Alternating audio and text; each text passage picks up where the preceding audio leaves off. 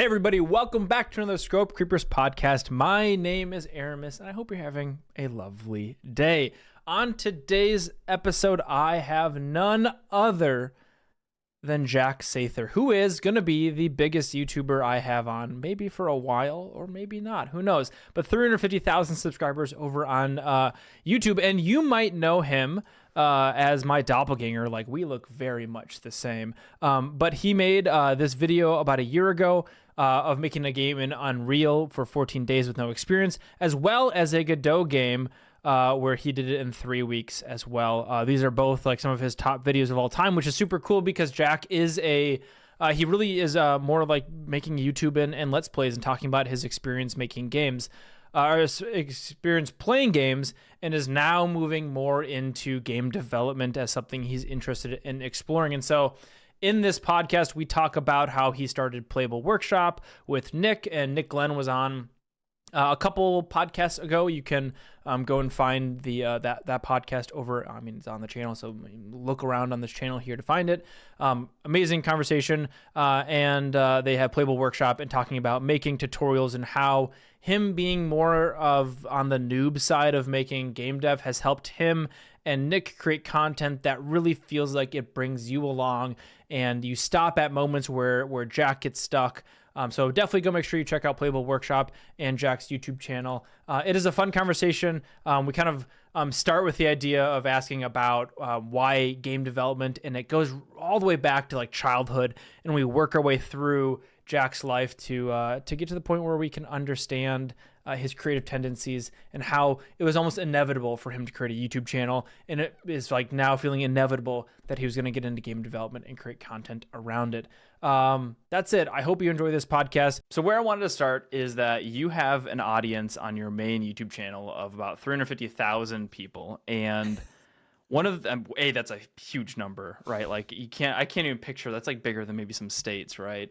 Sure. That's a huge number of people, so congratulations on that. But the coolest part is that that's full of players. They're people who like you and like the way you play games, because most of your content has been around actually playing games and talking about the games you like and why you like them and kind of taking people along those journeys. But then recently in the last year, you've kind of started stepping into game development and had a decent reception. Like I was looking through your thing, and your Godot video and your Unreal video are both like top 10 videos for your channel of all time. I guess where I want to start is, why did you get into game development in the first place, and kind of where did that maybe interest or pivot, or what's the inciting incident behind diving into game development? I mean, yeah, it's so funny. I was surprised that those videos did well as well. Like my Unreal video, no joke, I think the video before did like okay or something like that. Yeah. And I was like, this might be a time where I can experiment, like, and try out this game dev stuff a little bit more. Because off camera I'd tried like Game Maker 2D and a little bit of Unity and maybe even Godot at some point, but I actually I don't think it was Godot yet. Anyway, but I was like, will probably do bad. Because YouTube hates when you do something that's not exactly what you always do. Yeah. And so it was a risk, but I did think, I was like, Unreal is so talked about. Like, you got Unreal Sensei, you got all like the showcases that they do that tend to go viral and get millions of views and stuff. Oh yeah. Yeah. And I was like, maybe I could make this video. It do poorly because of the algorithm stuff, but it might be evergreen, because I think a lot of people are going to continue to get into Unreal because of its like accessibility that it's marketing as. Yeah. Not saying Unreal is the most accessible, but game dev in general is getting very accessible, and Unreal's arguably the most popular engine. Yeah. So I wanted to get into it because I've kind of always wanted to get into game dev. Like as a kid, I was like, I have like an illustration background. I wanted to become a concept artist. And then like kind of like the reality set in and around high school, where it's like, sure, I was always known as like the artist kid in school. Were you that kid in school who would like do the art assignment and people be like, I would show up with this like smiley face and you'd have this amazing like artwork? Was it that sort of a situation in high school? Like, if I had taken the classes, maybe, but it's a weird thing where for whatever reason, like we had drawing and painting classes, Yeah. but I never took those. I just did them on my own. Sure. I would take like photography and sculptures, like a pottery, and be bad at those, very bad at those. Sure. Like you were Which is funny interested in 'cause, like, exploring new mediums as opposed to like diving into the ones you knew you already liked. yeah, I think my problem was, I think in middle school, like the art tasks were always like, draw something from an interesting perspective, like your lockers from the ground. And I'm like, that sounds so boring. Like, can you just like give me an assignment where like I have to draw like a knight or something like that, or Sure. like, Sure.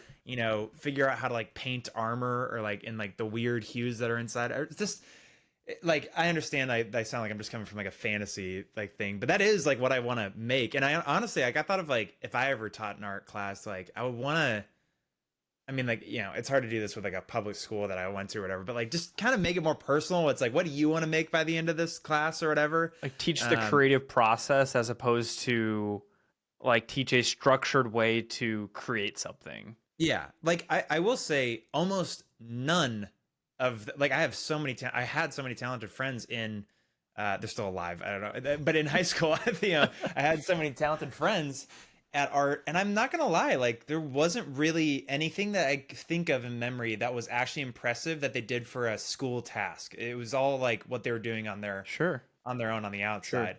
But anyway, I wanted to be a concept artist growing up Mhm. because I would just see like artists like LD Austin. She was the artist for like Brink. There was a guy named Carl Kapinski. He did like paintings for like Assassin's Creed Black Flag. Oh, cool. There's like a bunch of like artists that I just love. I think it's called Sparth. There's like one of the Halo like environment designers. He's Sure. super good. And it's funny, I haven't mentioned those names in a long time, but the because quickly my realization was, oh, these guys, in order to be a concept artist, which I don't even know how much money they're making, I hope they're getting paid millions of dollars. I don't think that's likely, but they also have to be the best artist in the world, like to do what they do. Not that every concept artist has to, but Yeah. when I was looking at those people's art, I'm like, oh, I have to go to like art school for 4 years. I have to go like literally, like, I mean, Carl Kapinski and is it Kim Jung Ji? Kim Ji? I always forget like how to say his name because I read his Instagram name weird. Yeah. But these guys that like they just can draw and paint everything. They've learned how to draw and paint everything from every perspective in every composition ever.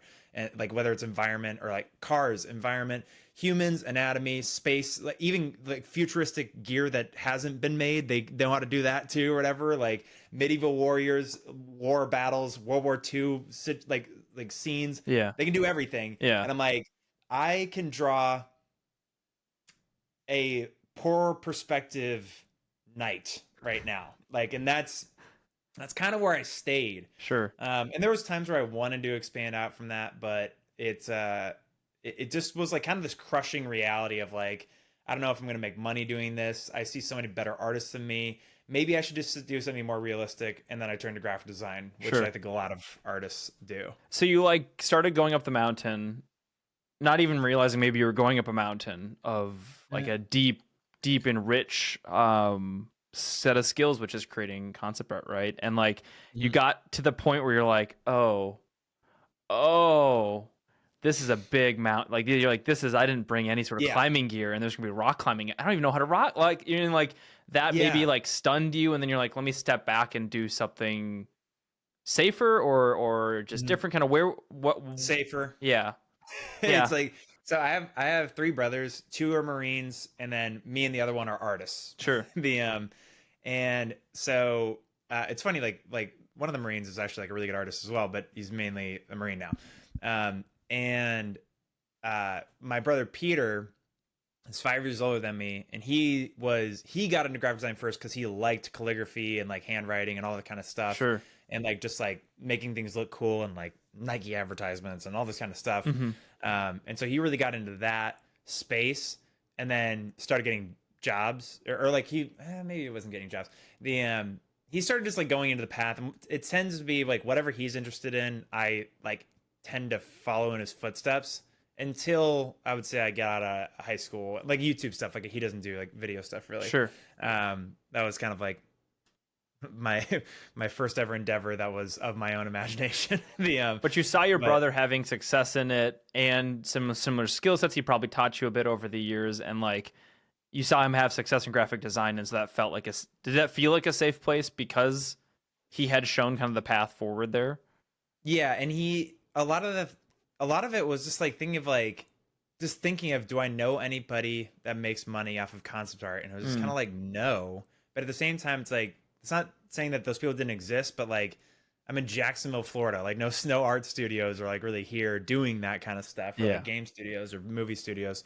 Um, and so when we were talking about graphic design, it's like, it's kind of like the rise of like social media and stuff like that. Like everybody started needing, not even started, like there's always been business for graphic designers pretty much. Mm-hmm. Mm-hmm. And so and like there was like cool aspects of it. Like I started really getting into like, he showed me like Illustrator and stuff, and I started making like drawings with my mouse on like Illustrator, where like instead of rasterized images, you could like play with vectors and make like, your art could become like the size of a billboard if you like made it correctly. Right.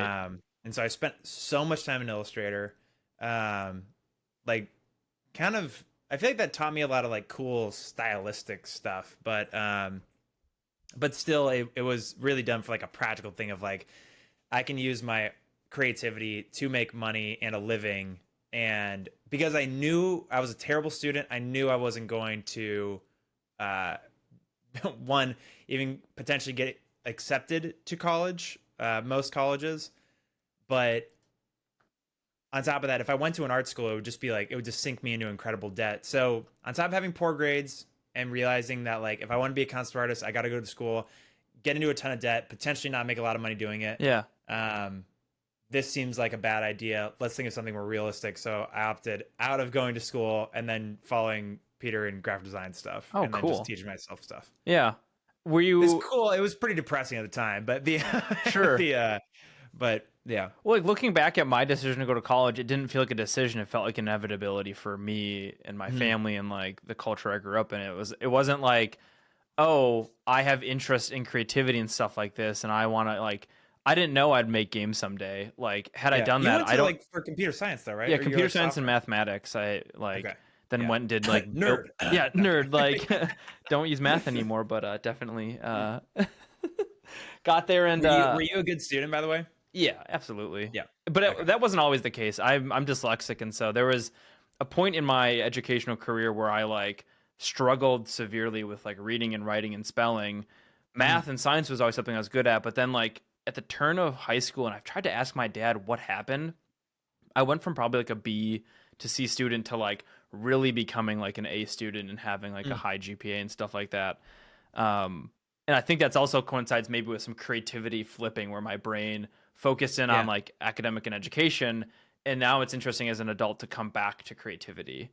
Yeah. I Um, always think it's just like so interesting the way like our brains develop and stuff like that. I've always said like if I have like a boy for a kid, I want to hold him back a year because I just feel like girls get so like smarter way faster than boys, and I yeah, just feel like I want him to have the right sure. like advantage because I just feel like and more broadly speaking, I just feel like everybody learns at a different rate, and it's weird like even talking about some technical stuff on like this podcast I was doing yesterday, like talking about coding and whatever, that like I always tell my dad, I'm just like I'll have him like watch like some of these Playable Workshop videos, and I'm like, isn't it weird to see me understand this stuff now? Because like I had negative interest in this stuff in high school, and like no matter what you did, you wouldn't have been able to teach me this. Like even when I was trying my hardest, like not just the code stuff, but more Yeah, of like math. Like I had a buddy. I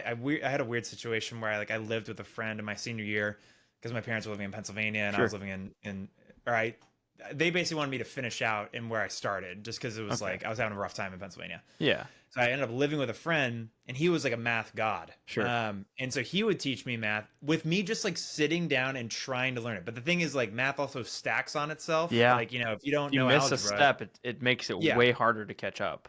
yeah. And so like he would show me stuff like in my pre-calculus class, and we'd start like an equation. I'd be like, I don't know what that means. Like, just something simple, like, like like an X or whatever. Like, what does that mean or something like that? Not that bad, but it was like something where it was like that. And he was like, he just kept going, you don't know that or whatever. And so we'd have to go like further and further back every time learning something. And at the end of the day, it's just like, I'm still a kid in high school. Like, I don't have time to like, be Oppenheimer and like write out the chalkboard of everything catching up to freaking math when it's still not that interesting. I'm just trying to get better at it so I can get into some college or whatever. Yeah.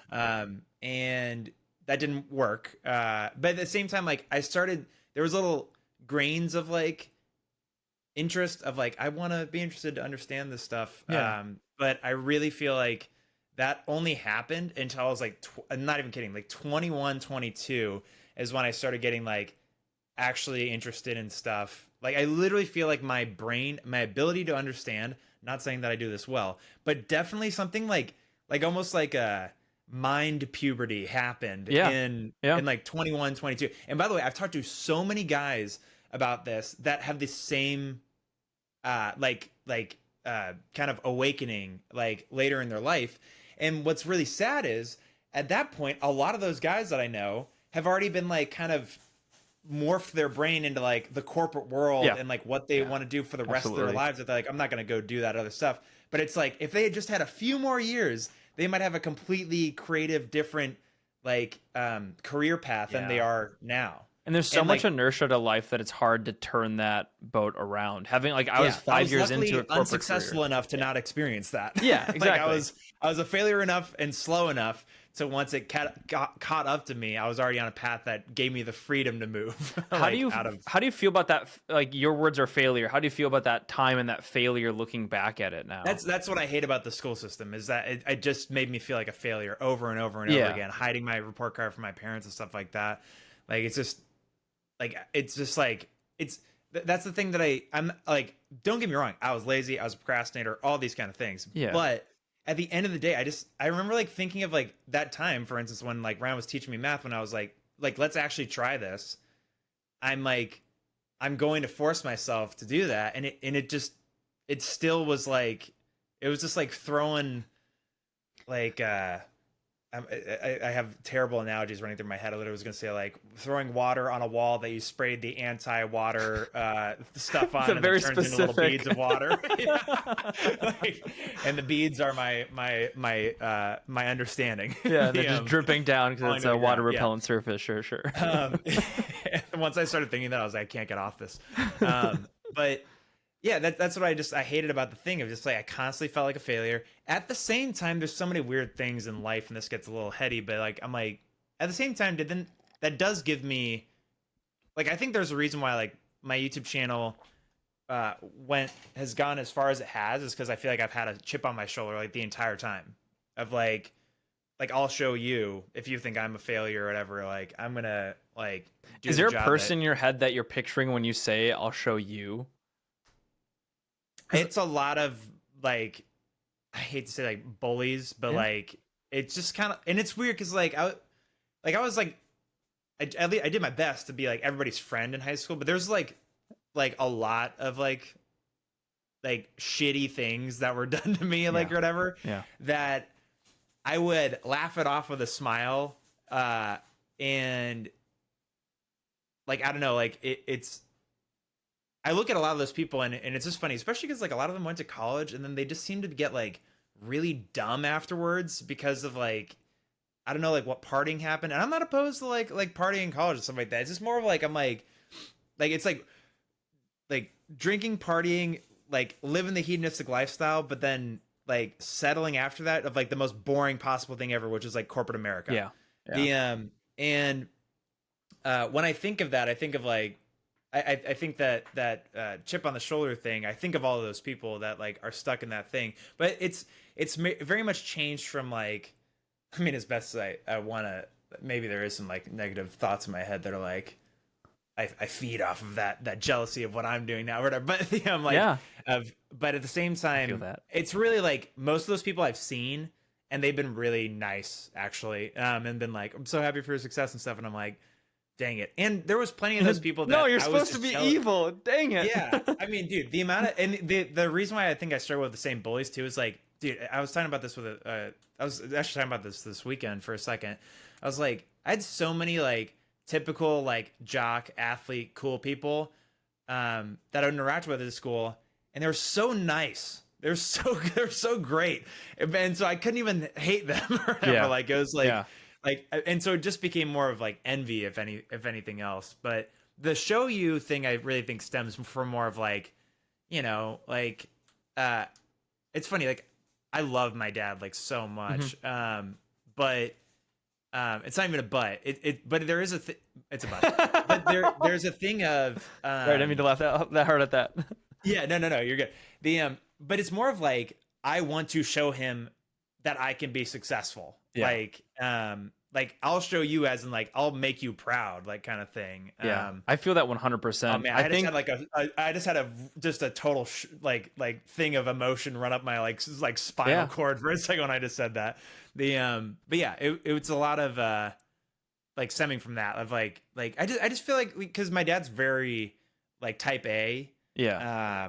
And by the way, I want to make my mom proud too, but it was it's just kind of like this sucked. Like he was always just like so smart and like he's just so like organized and all this kind of stuff. And I was like, your spaz son or whatever, the like ADD and stuff. It's like I'm gonna have to like I'm not going to be able to do things your way. Like I'm gonna have to find my own thing that's untraditional and hopefully land on my feet.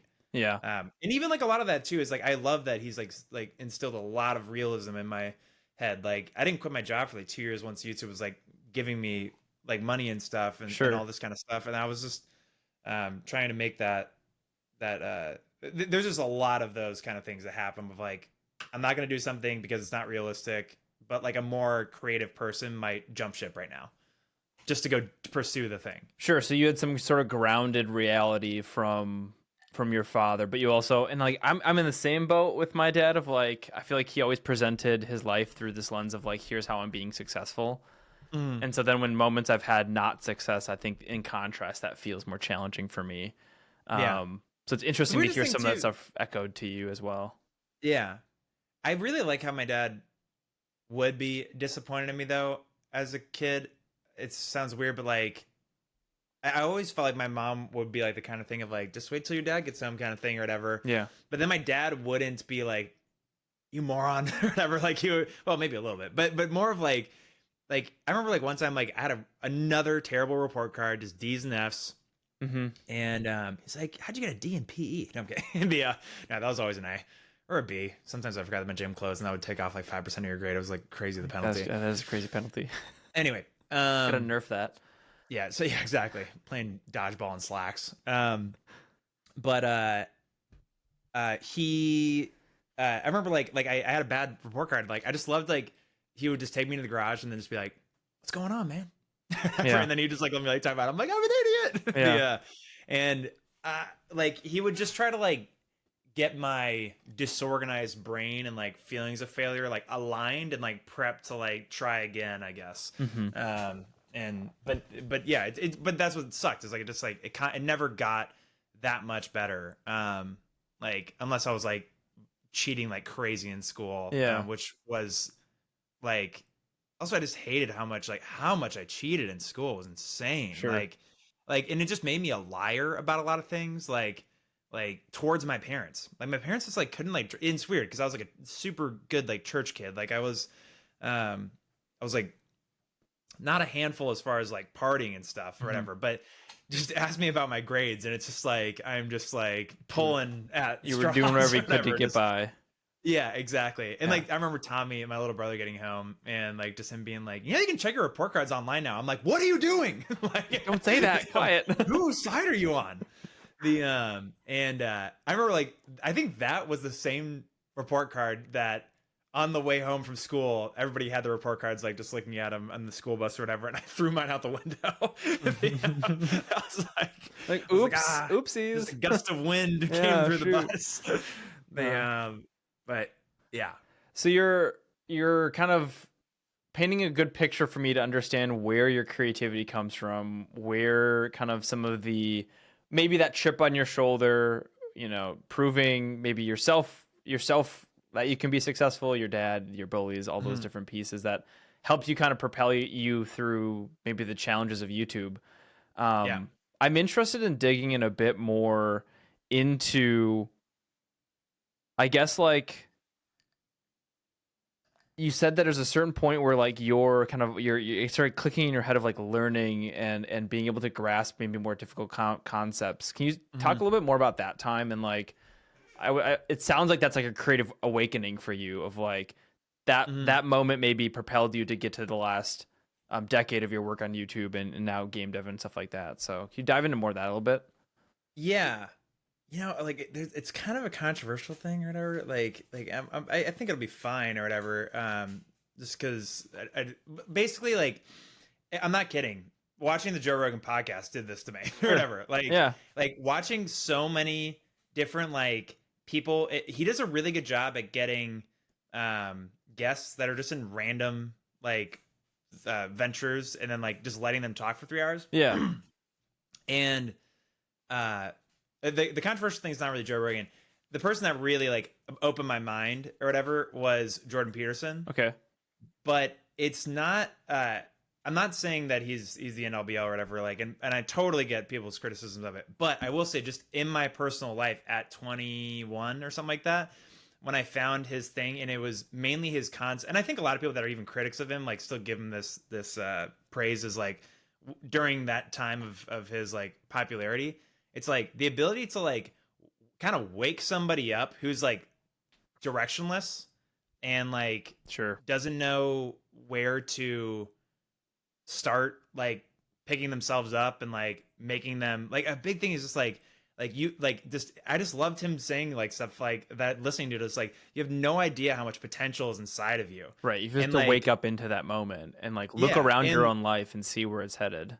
And my soul just needed that at the time. And I think it also just like he would talk about concepts that are a little more heady, and it got me to like listen more and like actually try to know what he means. And like that's what now it's become a problem where he got me to start like backing up things that he would say, and then I'd listen to it again. Now I do it with everything. My girlfriend hates when I do this with like, I'll watch TV shows and like they say something good, a good line, I'll like rewind it, listen like, to it. Let me re-experience that so you can like process it and sink into it. Yeah, exactly. Like I love that stuff. And I love like especially with movies now and stuff, I just love like good acting and good lines and delivery and all this kind of stuff. I'll just like, especially making YouTube content, I'm sure you're thinking about it a little differently for trying to deliver your beats and your moments. Yeah. And so I would just say the like as far as it's weird that like Jordan Peterson did that for my like I just remember like saying like to the people around in my life, I was like, I don't know, I just feel like I'm like gaining the ability to understand. It was like directly correlated with those podcasts and with Joe Rogan stuff around that. There was just people like scientists on that were just like it's funny, I'm like kind of blanking on their stuff, but like there was like mathematicians and stuff that I would listen to, and I was like, I'm actually understanding what they're saying now. And it was just like weird stuff where I was like, it started building up this thing of like, maybe I don't need to give up on being a concept artist or making my own game one day or being a YouTuber, because I like obsessively watched YouTube growing up and stuff. And just like things just started like light switches just kind of started turning on, and like old cobweb dusty cogs in my brain just started like actually turning on for once. I feel like diving into like the mathematics part of it, because that's like a thing you said you struggled in. What do you think about that mathematics like podcast you remember like being able to grab onto? Because it sounds like you started to build confidence through listening to a podcast and being like, oh wait, some of this makes sense to me. You identified as somebody who sucked at math, and now all of a sudden you're hearing stuff that you're like, oh, these things are sticking more. Yeah, I think it's more of just like being able to like understand logic and like long form. I'm not even saying like specific math started like, like it's not like they're teaching math in these podcasts. No, like, it's just more of like, but more of like the line of thinking, being able to stay with it. Yeah. Like I thought it was really funny. Like I went to a Jordan Peterson talk or whatever at like the theater like around us or whatever, and I took my parents, and like my mom loved it. Also, my mom's an artist, and she's an interior designer and stuff. Yeah. And she loved it. My dad was like, I don't know. He just talked a lot, and like I don't know. I just feel like it was like a lot of stuff that I just was like, feeling like I wanted to fall asleep or whatever. Like, the talking's And the I'm whole like, point. yeah, exactly. And so it was kind of interesting to like feel like just to feel like I was gaining the ability to understand, and that's what Yeah. I was saying with like the mathematics and it's funny like to say mathematics like I'm like a student of Oppenheimer or something like that. It's like not at all like, but just as far as like anything anybody wanted to talk about, like I don't know, like archaeology, like world history, all this kind of like just just stuff would just be like more interesting to me. I'm still like a podcast addict, Me too. and it is funny. I used to be like a comedy podcast addict, and I love like most of I still have like admiration for like all the comedians and stuff that I used to watch. Like Who I did used to you do listen to? like everybody, like just like Andrew Santino, like friggin' like obviously like Bill Burr, the oh gosh, like I mean Tom Segura, Theo Vaughn, Oh, like yeah. everybody. Yeah. And I would listen to like everybody's podcast of everybody. Like and I you kind of like start with guests and stuff like People that, you like Bobby know Lee and and you whatnot. love, Then and you then start yeah. listening to their actual podcast.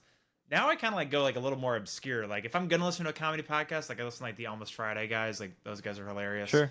And they make like amazing YouTube content. Like they make like movies. I'm not sure if you've like seen like Almost Friday TV That's cool. cinematic uh like skits, I guess, or whatever they Yeah. would be. They're like 6 minutes or something like that, but they Mhm. literally look like a Denis Villeneuve movie. It's insane.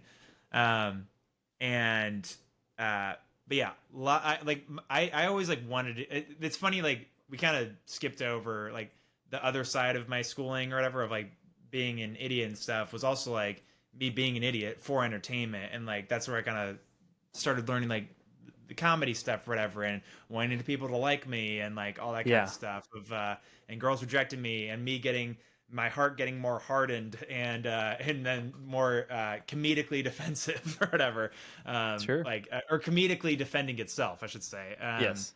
And then like with the bullying and stuff like that, it's like I don't know, I never got good at like cutting, I would say, like like as in like jabs back and forth or burns, but Yeah. I feel like I loved trying to make people laugh and trying, and then once getting good at that, trying not to be annoying, making people laugh. I didn't want people to think I was annoying.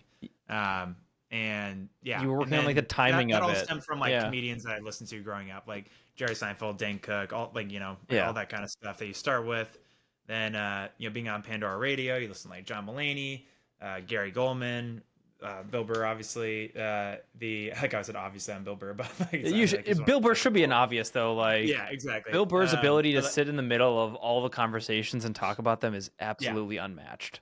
yeah, and yeah, so that was really fun, and I wanted to do that eventually, and that's actually like I ended up like starting to do stand up in Jacksonville, and then moved to do it in Chicago. Cool. This is like way deeper in the story, but yeah, like I wanted to really like do that. At the same time, that the dream of wanting to actually do that, like and actually like let's start doing this, didn't happen until I think I was like 23 when I did my first open mic, which is very weird. So you Also, 'cause wanted that's to like 6 years do ago now. comedy growing up, being inspired by people, and then like we're also I pursuing this graphic really design side of yourself, and then like at some point you got yourself to go on stage and do an open mic.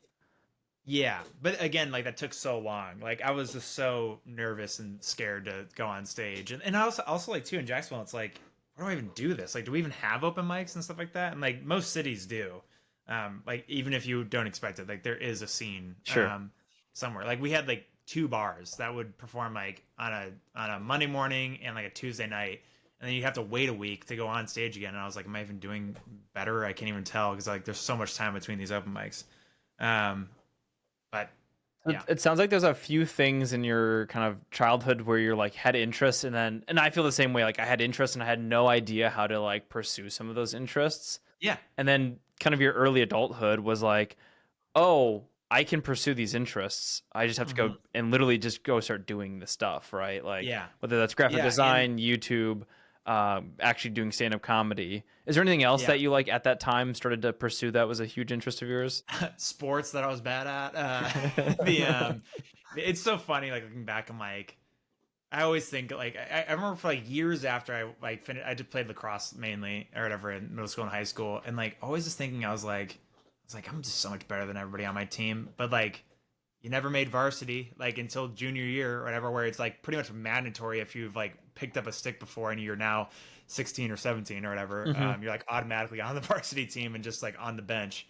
And like looking back on it, I'm like, yeah, maybe I was just like mediocre like the whole time, and I should have stayed with like baseball because like I didn't realize how tall I would get. Sure. But that's even a thing too. It's like I didn't like, and I like basketball, and it's like I'm 6'4", and like I think I was like 6'1" mainly through high school, and it like kind of like right at the tail end of senior year, like I started to shoot up, and it's just funny. I remember like pitching, like my little brother is 2 years younger than me, was like a really good pitcher, like left-handed pitcher, in high school. I remember like throwing with him and like doing like speed tests and stuff, and like I was like not that far behind, and he was like throwing so much that his arm was like being like iced every day or whatever. I was Sure. like, dang it, I wonder if my arm would have carried on if I had like, because I wasn't bad, but I was a horrible batter. Yeah. And that's what like got me to leave baseball. Is like I suck. I struck out every single time, and I was an emotional kid, and I would just spaz out in the dugout, and my dad would be like, "You gotta just chill." Yeah. And so I picked up lacrosse, which really built up the hand-eye coordination. There you go. Too late. Also, I should have done tennis anyway. I don't do well on team sports, I think, anyway. Yeah. So then as you're progressing through the 20s, we're kind of working our way to present time, I suppose. Yeah, exactly. I know. I'm also like making sure I'm like not jumping. Even like when I brought up stand up, I was like, that's a hard, like, that's like a whole, there's like two pathways. And it's funny you even saying there's like these two creative outlets. I would say like the creative outlets are really like, I love making people laugh more than anything. Yeah.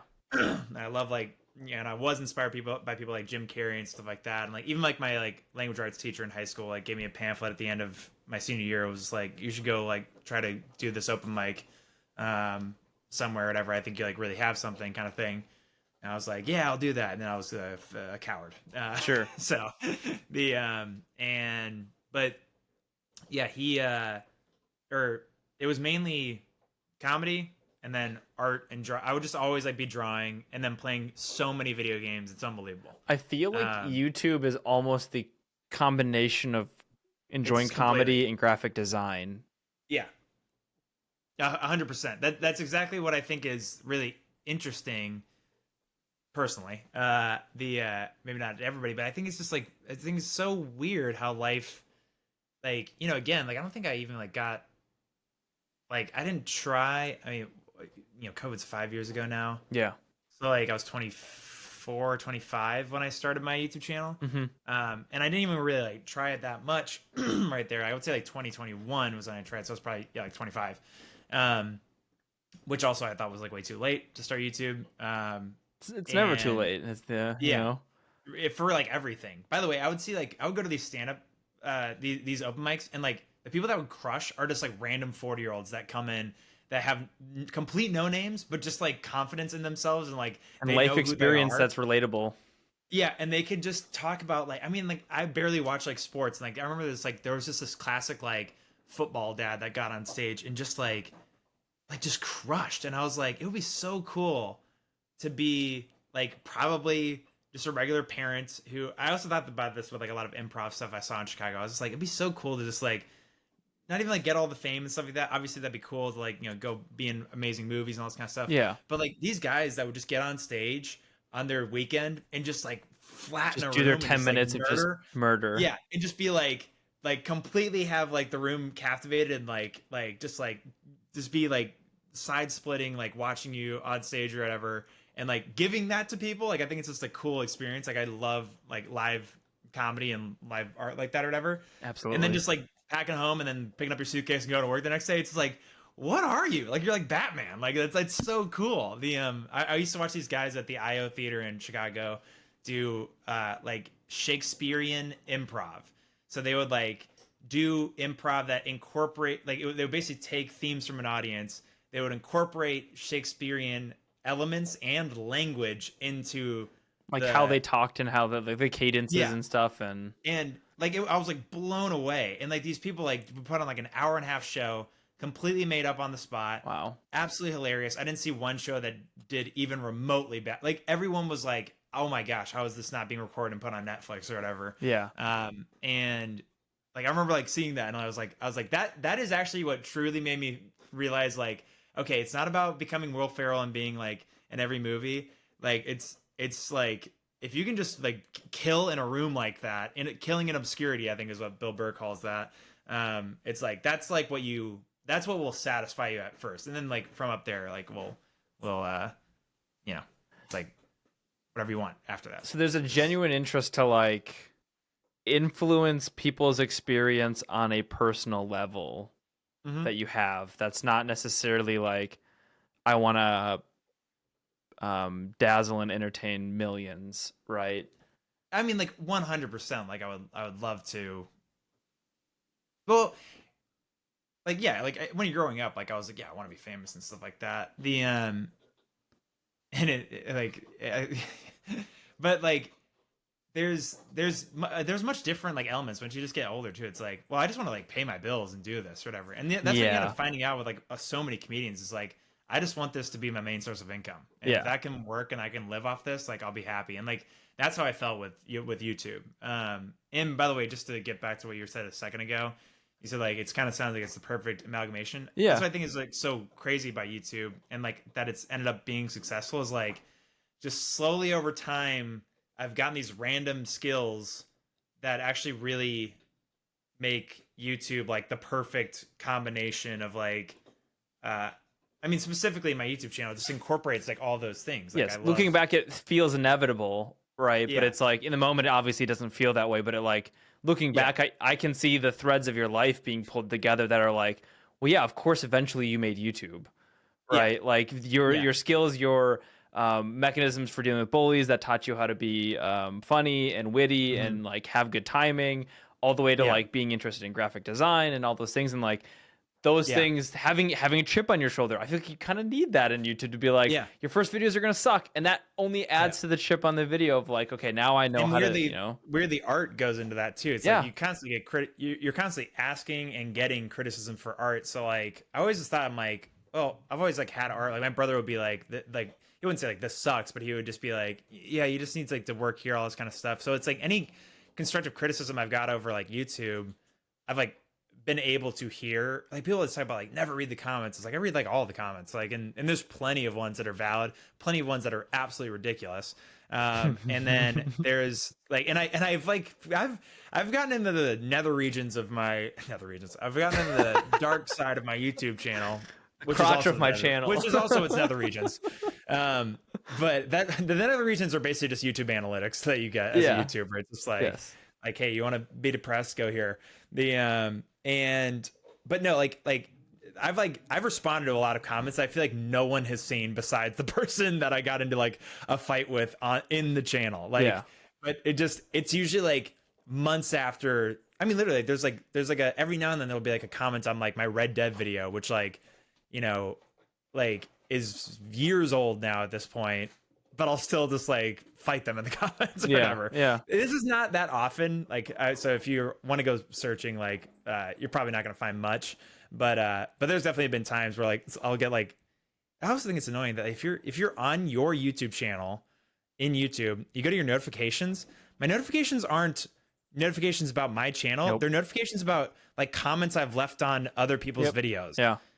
And I'm like, and most of the time, like for instance, one guy made a critique video on me for my Star Wars Outlaws video, and I commented back on it. Like I saw like some of his like criticisms or whatever, and you know I appreciated like the feedback and stuff like that. So I left like a nice comment, and like everybody, it's just like very toxic people just being like, wow, what a fake thank you and all this kind of stuff. Like, and it lasted for like, it's still like on there. I'm pretty sure if I were to like check my YouTube notifications, just like people like shitting on me because I replied to a bit of constructive criticism or whatever, like in a way of like, hey, I hear you or whatever. And like, then it's just, but people people read it how they want to read it too, right? They want to have a specific narrative in the text of like, well, this is how Jack actually meant it. And based off my life circumstances, people saying thank you like that don't actually mean it, even though you did. Yeah, and I will say, like, it's still like water off a duck's back kind of thing. The majority water of off the a duck's back.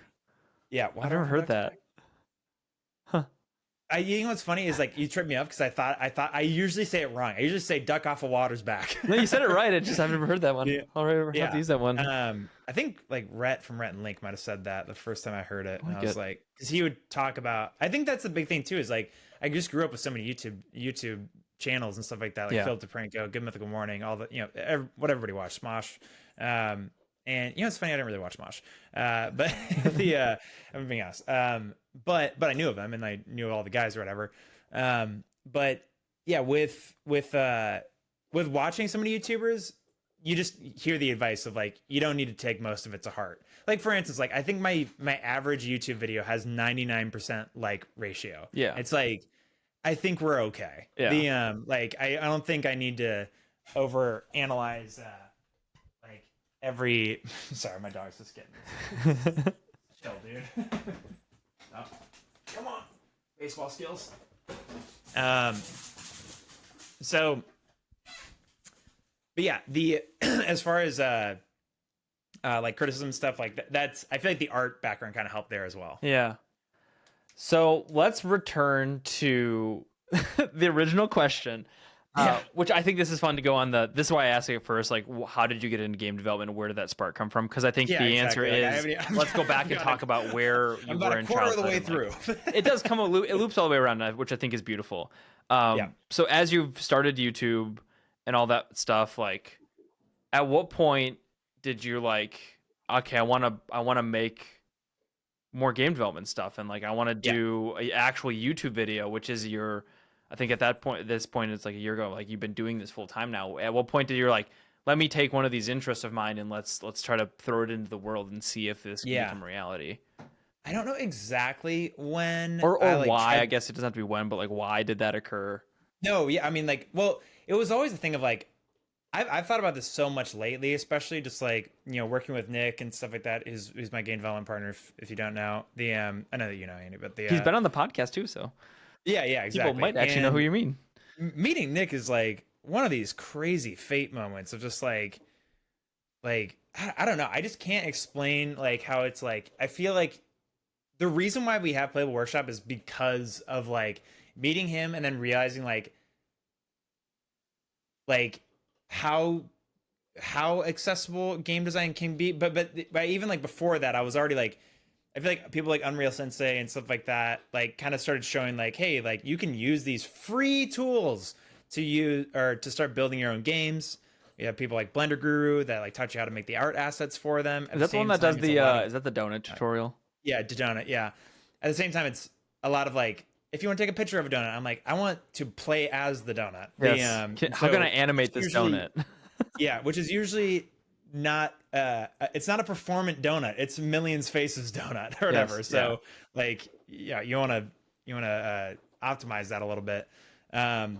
Pause. I'm gonna get this guy out of here. Sounds good. Yeah, he's also, is it picking up at all on the mic? Is what picking up? Your mic right now? No, he's just playing. Oh, I couldn't hear him at all, so I don't know. Okay, good. People in the podcast, maybe I don't know. Yeah, I didn't hear him. It was making so much sound like underneath my feet. Huh. So anyway, I know where I was going.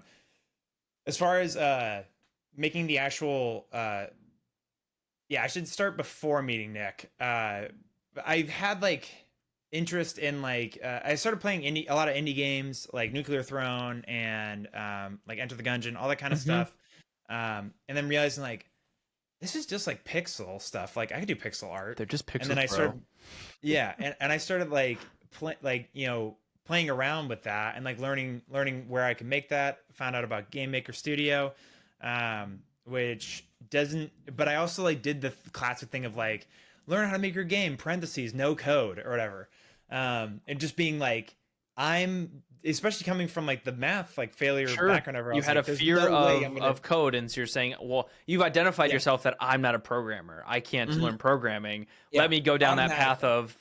Even though I would argue the opposite is like learning to program through making a game is such a cool way to do it, because it's like shoot fireball, deal damage, lose health, like all these logical gates and steps through the lens of like shooting a fireball. Yeah, instead of like print text into a banner ad or Yeah, something. I but don't know. talk more about that going into game development from a no coding standpoint, because I think that's like so many people are maybe in Yeah. those same shoes. Yeah, exactly. Like I was like terrified to start learning code. So I did everything. I looked up every way not to every way to make a game without learning code. Yeah. The and so that ended up in Game Maker. But I swear Game Maker actually I think they have a blueprints thing now, but I think it wasn't like that good at the time. So I think I did end up learning like really small bits of code. If any, maybe not. Maybe it was the blueprinting like kind of mode that they had. Mm-hmm.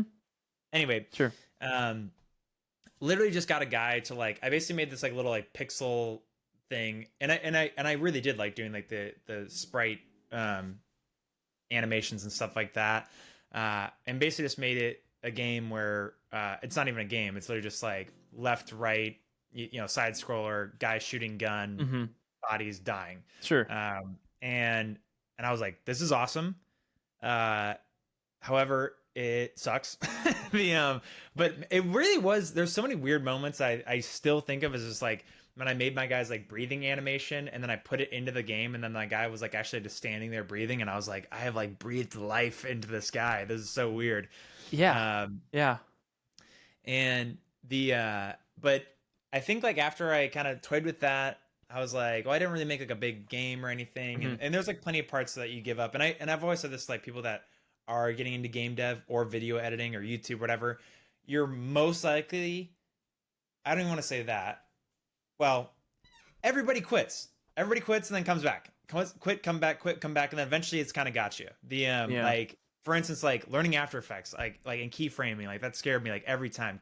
Quit and then come back, quit and come back. Blender, same thing. I quit after like learning the Blender thing, getting like 5 episodes in and being like, all right, like I can't watch 17 more videos on a donut. Yeah. And then I would quit and then I'd come back and then I'd learn it a different way, like just base like box modeling to make your own character or something. Sure. And most of the time I just found that like just making what you want to make is probably going to lead you in the best direction. Like as in that will hook you in the most.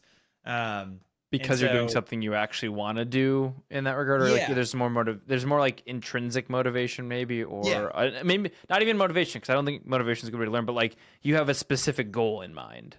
Yeah, it's not my goal is to finish the tutorial. It's my goal is to make the donut animate. Example. Exactly. Yeah, and that's why I do love these tutorials that are like starting to like be really focused. Like GD Quest has a tutorial on like how to make your own Vampire Survivors, and like I was like, that is exactly what I want to make. Like at that time. Yeah.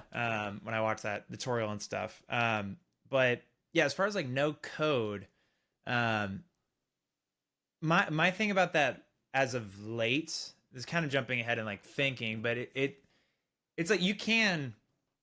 Like there's good systems out there, like Unreal's Blueprint system. Like I've seen not many, but I've seen a few actually successful games to be completely made in blueprints. And you can do that, but it's also weird how much I've heard that with the correlation of like, and that person just also went to school for computer science or something like that. And I'm like, well, that kind of sounds like they have a little bit of coding understanding of what they're doing in blueprints before they make that. Because it's still you're doing logical stuff. There's like looping and there's all the dragging and dropping and depending on the system and stuff. And like, I've always found with the no code solutions that it ends up being like, oh, I need 15 nodes to do this, or I could have done this in 2 lines of code. Like 15 connections with all these little like spaghettifici, like the visual looks like a spaghetti pile. Yeah. And the code to write that is a simple for loop, an if statement, and then something going on, right? Yeah. Like, and I really think it's I think that's totally I've started to discover that as I've like got into further game development stuff and realizing the advantages. I will say like I've been like struggling on like how to like completely save this in like a succinct sense, but like I really try like, and maybe somebody just gets blueprints right away with no coding experience and stuff like that. Yeah.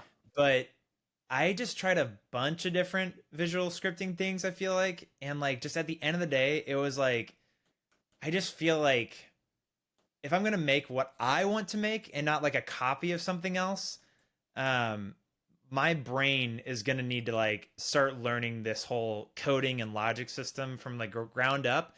And I think you'll be surprised at how simple most of it is. Like it's really not like, again, like to bring up Oppenheimer, like you're not on a chalkboard, like just, creating new elements or whatever. Like it's really like learning the kind of different language thing of like setting things up and like defining things, the variables, and then like using those variables inside of functions that do this thing every single frame or every single, physics tick or whatever. And like my thing is, I've again, this is why I wanted to start with Playable Workshop or start Playable Workshop with Nick, which by the way was mainly Nick's idea, I should say. I'm not like this, but when we started talking about this idea, it was like, I just want to be able to be like, hey, like it's mainly like why aren't we just saying it's like mainly function ready process or physics process or both or whatever. Sure. And then like all your functions kind of work in those main things or whatever, those magic functions, whatever they're actually called. Yeah. And like once that kind of cleared things up, I'm like, and what's annoying is in all these engines, like, but all the functions look the same. But I'm like, yeah, but those are the magic ones up there or whatever. And like, I think in Godot they have an underscore before they start. So it's like, if you see that little line before like a physics process, it's like that's what's going to actually run every second. And kind of like deciding where to put those your custom functions into and whatnot is like, I don't know. It's a little like I really still feel like there's like an easy way, literally just like color code things that hasn't been done yet in the coding game dev community. That it's like, if you just made these things look a little different, it would make so much more sense to people. Like a visual quality of life for like ready function, process function, input, like have some actual like something to signify that these are the built-in Godot functions in a way. And like there's a whole thing of like like I can already tell like I watched like a podcast recently with like DHH, who's like this programmer who made like Ruby on Rails for like web dev stuff or whatever.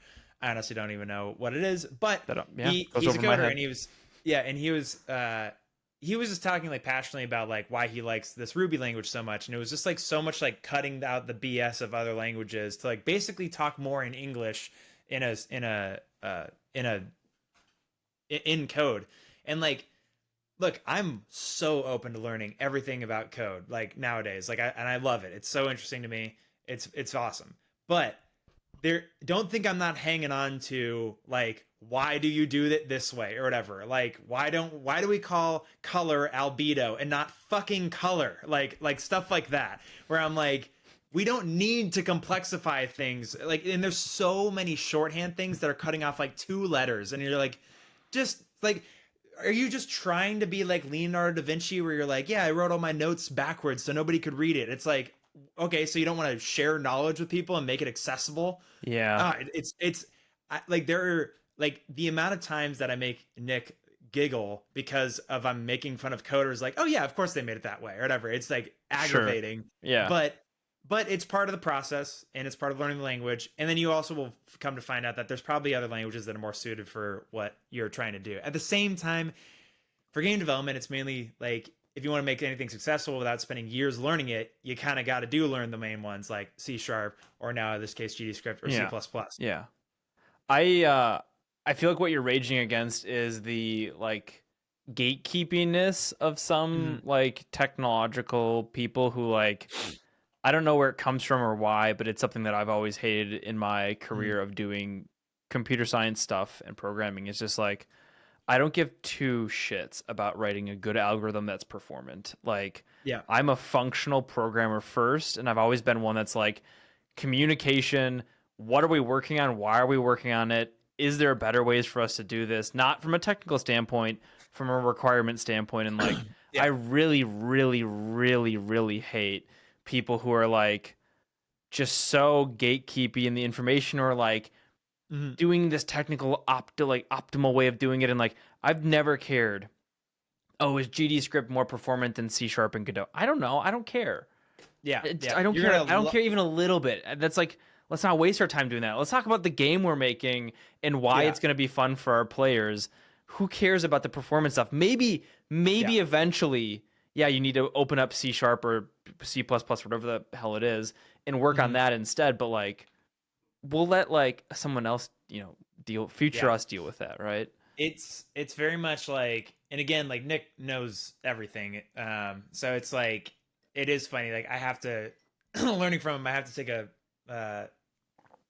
not even like take a pinch of salt or something like that with anything, but it's more of like he does do things very technically because he knows the reason why. So and he's interested in it too. That's the other thing I got to is like he's actually. I'm not interested in that. You doesn't sound like you're interested. And I'm not saying that if you're interested in that stuff, you suck. I'm saying like I'm not interested in that. It doesn't sound like you're interested in that, and that's okay for there to be different groups of people.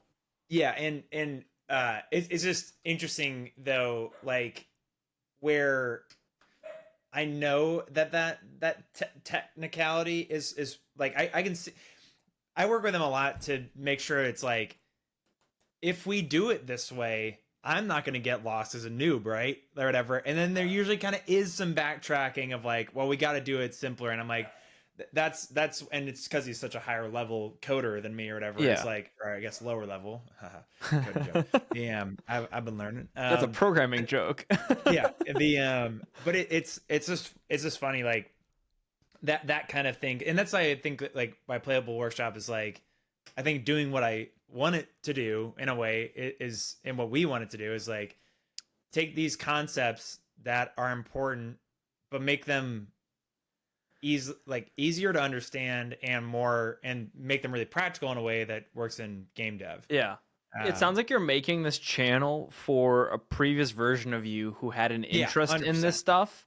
Yeah. And it's the child you or teenage you who like, I want to do comedy and then had no idea how to get into comedy. It's like you're writing this for the thought that you had of like, I want to do game development, and you had no idea how to get into it as someone who identified that I can't code, I can't do these things, I can't. And then you're like, no, here's how you can.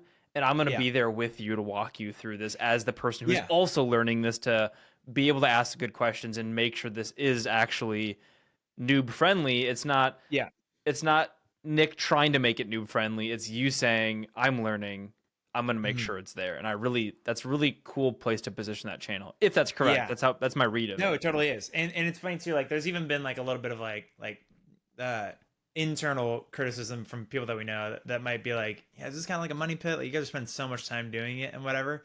And it's like, from my perspective, I mainly did it, or like am helping with Nick on it because it's like, it's that exact reason. Like I wanted it as like, I would have wanted this if I were getting into game dev now. Oh shoot. I just lost my train of thought. Like I wanted that. Oh yeah. I didn't want to gatekeep Nick because like I met Nick through my channel. Yeah. Where in my Unreal video, I just made up a Gmail and then said, if you want to work with me in the future, like send me an email there. And I randomly, by the stars aligning, met Nick in his like 2-sentence like email out of like 5,000 that were sent to me. And then which also I was sending way less emails because that video ended up going viral instead of doing poorly like I expected. 2 million views now. I was expecting like 200 emails. You probably still get emails from people. Yes. And then and it's a bummer that like I like can't work with 5,000. I literally at one point I was like, I'm gonna try to read 150 emails a day.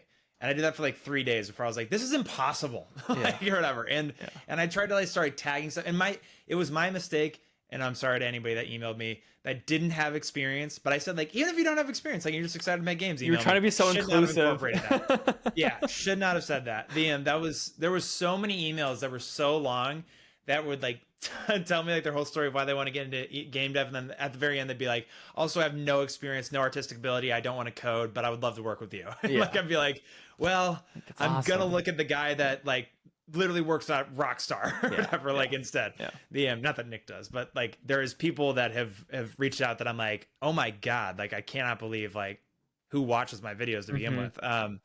But Nick you didn't want to gatekeep Nick with you having kind of that, so we started working together, and I was like, I feel weird to like take his time and him to like teach me code and all this kind of stuff, and he's like a really sociable guy, and even though he's autistic, That's real. Yeah, no, I The- mean, that was a lot of our podcast when I had him on was talking through that process of how it's impacted his relationship with game development, all the different things. And like, yeah. yeah, it is fascinating to talk to him about all that Because stuff. I tease him for it every now and then. I'm Yeah. just like, maybe you grew out of it, dude. Yeah. like, Yeah. like not that's a bad thing. It's just more of like, I didn't. If you had never told me you had autism, I would have never guessed. Yeah. Maybe in person, like more. Which me and Nick still haven't met in person. And it's crazy because we've talked every day for like a year now. But anyway, but yeah, didn't want to gatekeep Nick and like give this information that's like I just feel like invaluable right now. Like I don't want to like just keep it to myself, but I couldn't teach it. So like originally the idea was going to be that we make Playable Workshop for like Nick does it and I like I like my first ever like producer role, which I don't even know what that means in the movie business. Is even with how many videos I've watched on what a producer does, it's like kind of anything. Like but you make have sure money it or gets something done. like Oh, cool. yeah. And so I was like, maybe I'll produce your content. So I'll like there was very funny times where like Nick would send me videos of himself teaching something and like every time he just had a different personality. Like and it was just hilarious. I was like, no, just talk to how you talk to me, which is like optimistic, like high energy. So different when you like, press record though and you look at the camera. Exactly. It's staring down the void of the barrel of the lens. Oh, yeah. Is like, I know it's not a normal feeling. Yeah.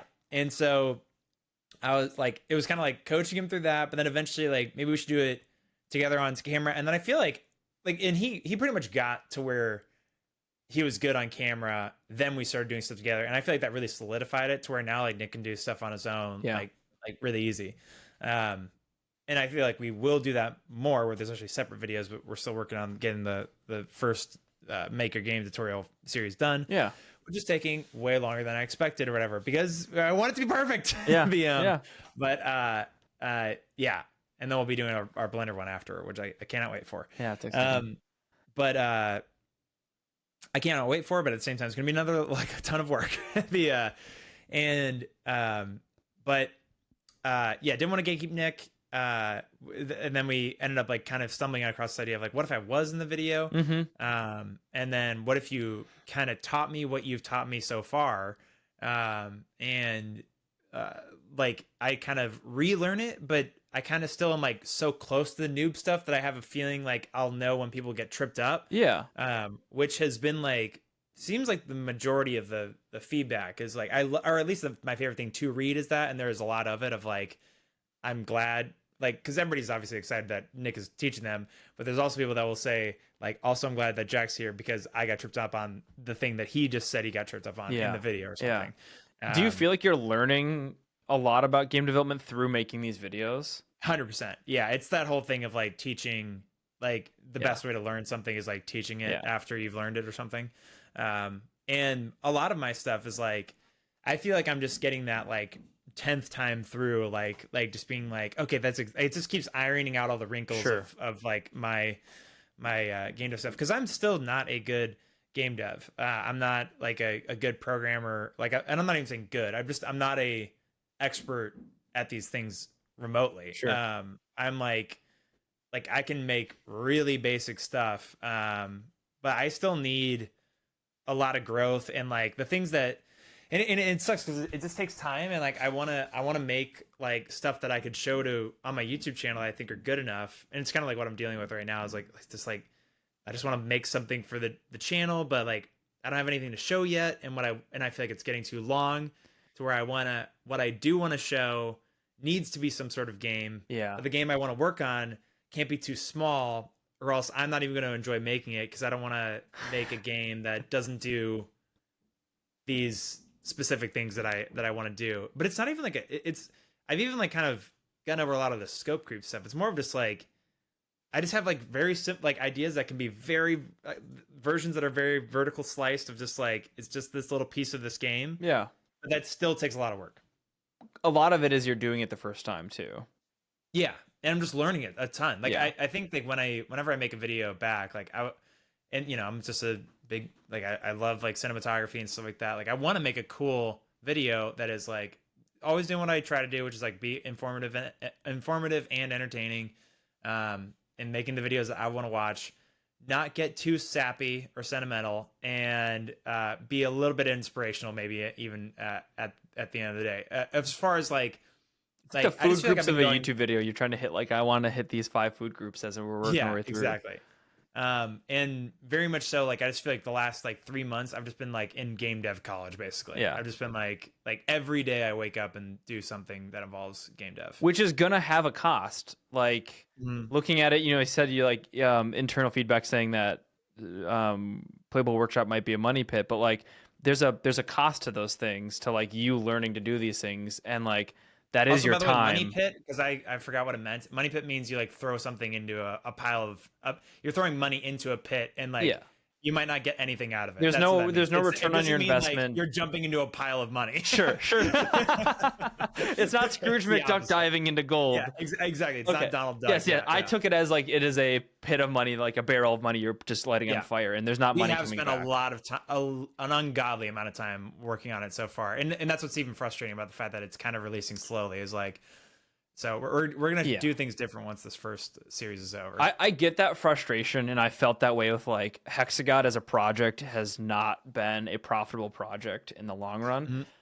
But it is also, I'm developing as a developer, right? I'm learning and growing, and there is basically, if I was actually accounting for the business, I could write off a lot of that. Not write off from tax perspective, I'm not an accountant, but I could in my head emotionally say like a bunch of that time is basically education, and education doesn't have intrinsic ROI that you can directly say, because I spent 500 hours learning these skills, now I've made this money. That's like in the long run, the hope is I'll scale. Are you able to have that perspective of kind of where you're at right now in your game development journey? Yeah, I constantly pay attention to the fact that I keep saying stuff like, in a good way, like it's not a bad investment. The way I can tell it's not a bad investment is because I keep saying things like, I mean, a month ago even I wouldn't know how to do X, Y, Z, and that happens with like rigging, animation, coding, like basic movement, mouse control, like camera movement, all like just everything that goes into a game thing or whatever,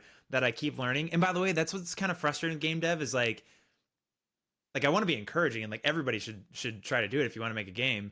The like, and there definitely is tools and tutorials out there that will help you get there much faster than, like, it's just getting more and more accessible. Like it's great and free for the majority, but it is so many elements in art forms and art, including coding, like that. It's like, it's just a lot to get. I mean, I think like we talked about this like in our podcast, like talking about game jams. It's like, learn like one or two tutorials, get the basics of like the software that you're in, most likely, and then go do a game jam, because that'll like force you to actually start making the game, making a game that before the game jam you probably didn't want to make, but during the game jam it like now is like you're gonna want to make. You're kind of picking something to make that you would want to make. You just didn't know it yet, but now you have to make a game that you think would be cool in a short amount of time. It tricks you.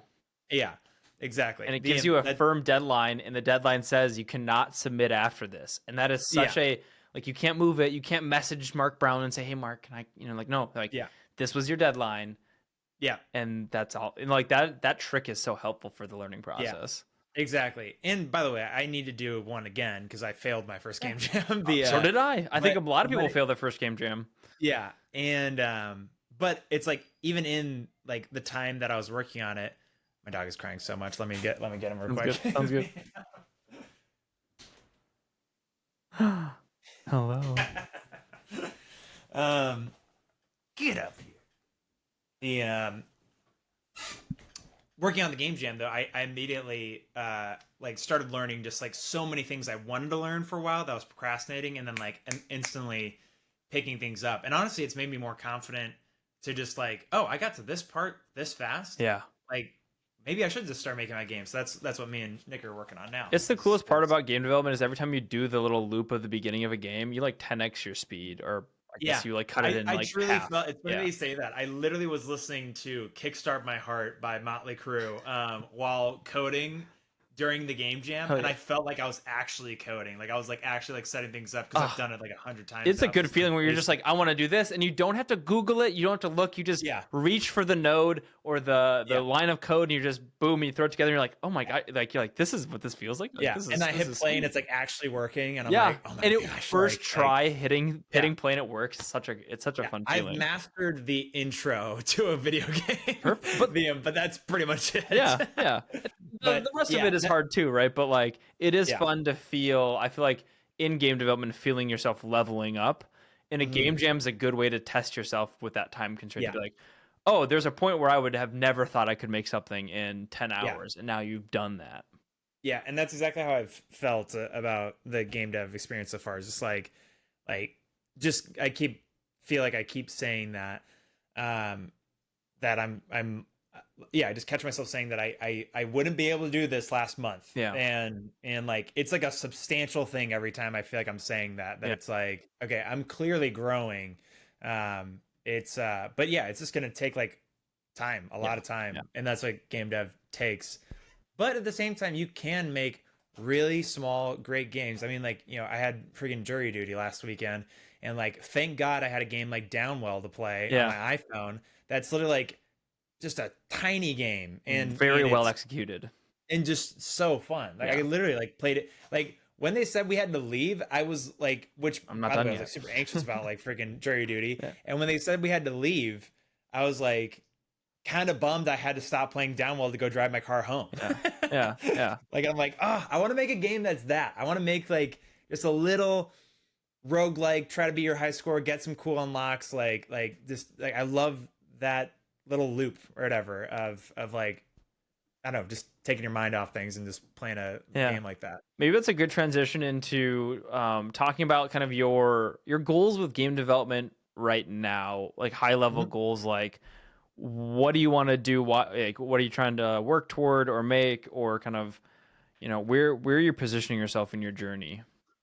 Yeah. Also, real quick, I just feel like I didn't completely answer your question on like where it got into game dev. Also, my Unreal video, I kind of explained about. I kind of explained this, and I will say a lot of my videos are me taking a crack at game dev. Like it's like it's not missing a lot of my. The only thing that's missing is like the Game Maker 2D stuff, like which is barely anything. Like you've shared most of your journey, which is most of my journey is like going into Unreal Engine because of its popularity.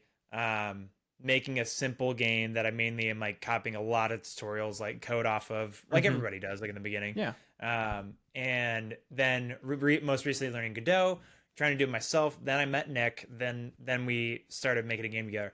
In my Unreal video, I also say that like, as somebody that's a critic of a lot of games, and like that's basically what my YouTube channel is. Like, why is this game great? Why is this game bad? Like over and over.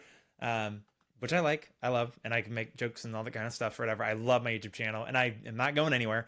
But I mean, I might fade into irrelevancy, but I will continue to post on YouTube is what I mean. That's different than choosing to be like, when you stop, you become irrelevant. There's fading and stopping are different.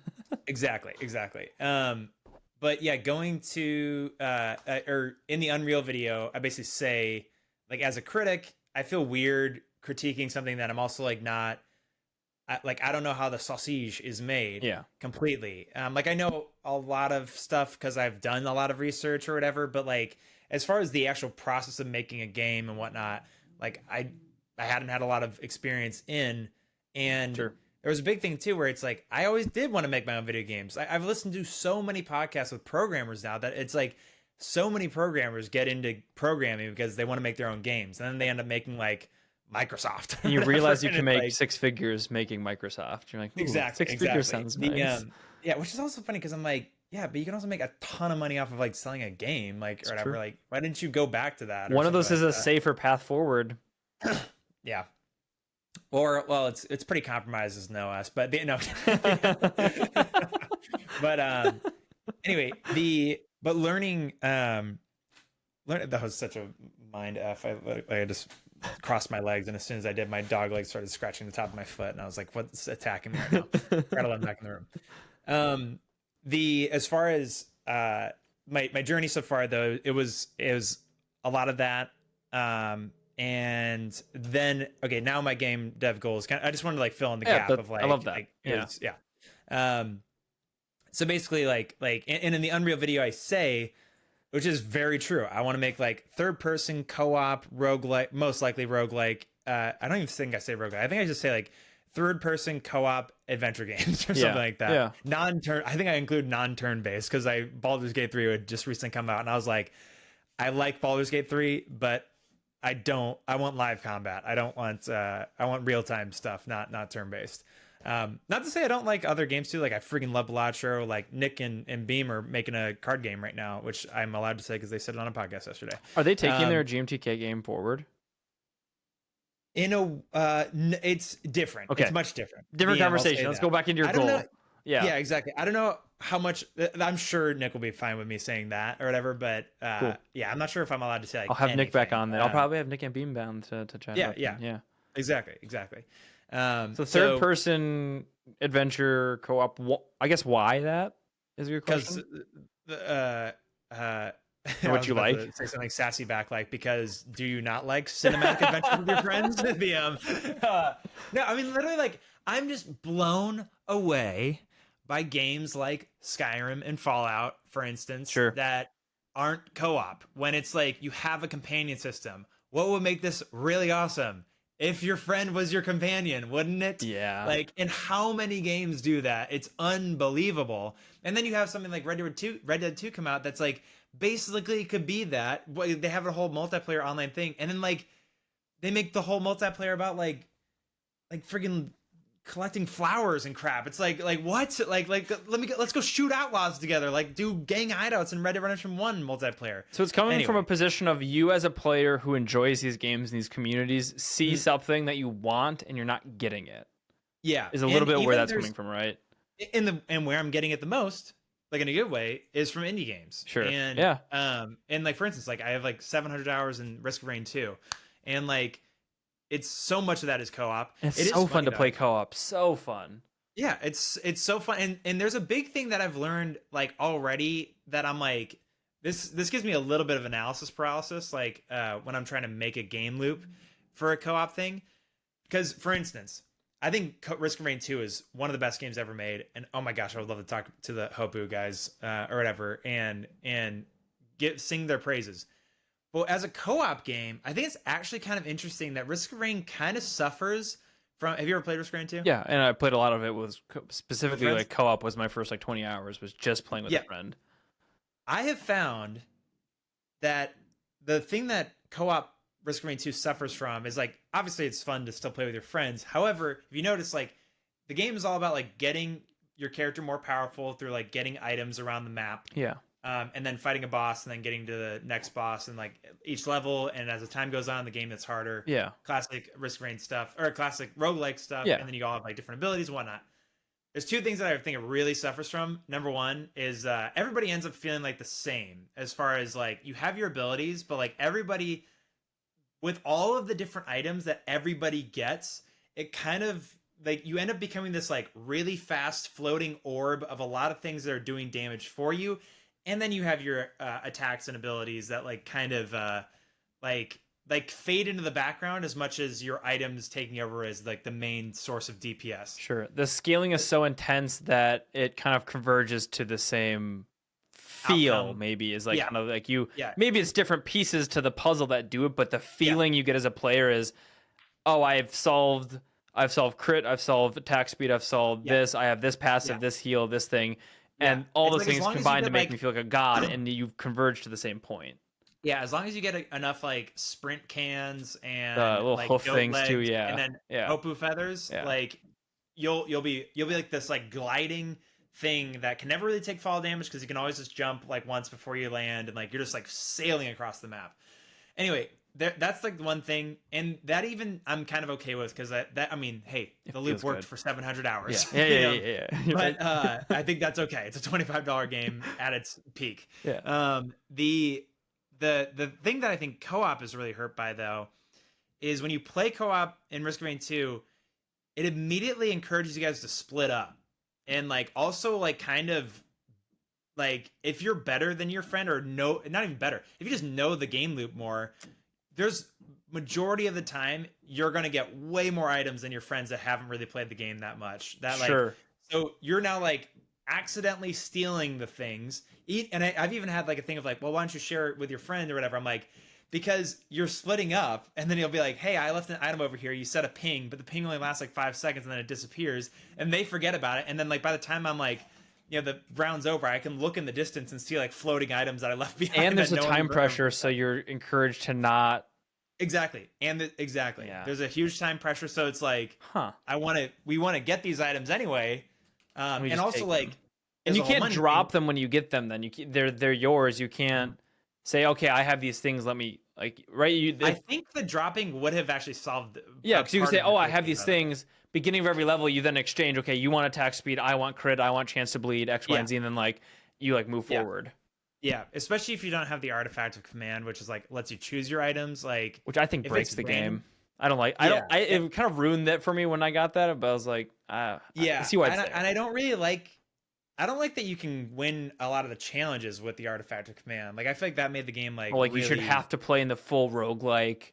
You get choice of 3 or hard. It would definitely be really hard to like do some things, but like for instance, like once I had the artifact of command, like I didn't care about the scrap like stuff and whatever. No, just getting into the details of Risk Rain 2. The main thing is the co-op thing kind of breaks down though. I feel like because like you never really see your friends in the thing besides until maybe you a boss fight. Yeah. But even then, like also they threw in like I think one of the dumbest items in the game is like this like it's like a ghost blunderbuss that can one shot the boss. I mean, given there's some times where you can have like multiple bosses show up. Yeah. But it can one shot the boss and then there's no boss fight now. We're done. Yeah. Yeah, great. And even sometimes your friend is just really powerful and then they just take care of it on your own while you're searching to get more items. What I'm trying to get at is that I think that there's for a game that I want to make, I want like there's almost like things in like Zelda and stuff that are more like objective maybe even Zelda's a bad example nowadays. There's games like Lethal Company that for instance, you can like have somebody carry something and then everybody else is like defending them from something. And Lethal Company's a bad example for this too. You don't really fight in that.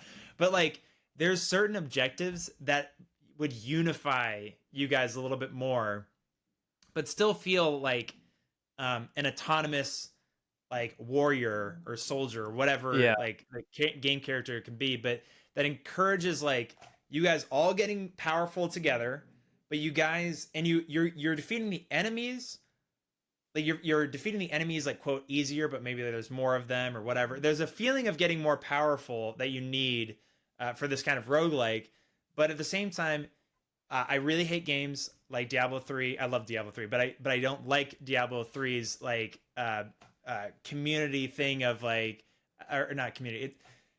When my friend says, "Hey, come play Diablo 3 with me. I'll power level you. I'm level 300 or whatever on Torment 65." And like you're level 1, so you can just run behind me for 3 hours and it's going to be a great time because you're going to get a bunch of loot. Guess what? It's not a great time. It's not a game. It's me just being walked like a dog around Diablo 3. What are the greater rifts or whatever they're called and just getting literally changed. I think that's boring as shit. Like I loved it when I was a kid and I played World of Warcraft and I get run through a dungeon by a friend, like run through Nomer again. Like, yeah, that was cool because I was like basically like a twink or whatever. Yeah. Like that's the name of the thing, and it's not a. I'm straight. We must clarify. But you know, I would go to the battlegrounds with like my gear that I ran through a dungeon with, and that was fun. But as like a solo game, I don't know. It just like being power level sucks. So whatever game I make, like I want like you could be good at the game, but you guys all start on an even playing field, and so it's like it's almost like the way I've kind of described it is like your friends all have the same gear and stuff, but your friend knows that you can do a front flip or whatever. It's like, and that is like a little bit of a cool thing, but it's not gonna make him OP. It would probably look like something like say we take Risk of Rain. It's like make combat hard enough where you have to beat it. You need to be together, right? Mm-hmm. And maybe if you're a Giga Chad, you could separate and go do your thing, but like your average players are going to suck enough where they need to be together to like kill stuff. And when stuff dies, you then get your roguelike choice, but both players get the same choice. Like, not the same choice, but like I get like if you and I are playing together, I get a choice of 3 and you get a choice of 3.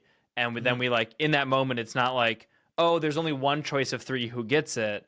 you both get that power at the same moment so that you can like level up I like together the and not idea have of that Diablo disparity you're talking about. yeah, and I like the idea of like, opening a chest in a game. Like the game that me and Nick are working on, like I just like kind of like our playable workshop, like there's a reason why we themed it after like well, I'm not sure if I'm legally allowed to say Zelda, Gelda or whatever. But like I think we would make a joke about it in the beginning of the first episode. But like Zelda is If we such get a sued great because someone watches this podcast, I think that means the podcast was a success. exactly. Yeah, exactly.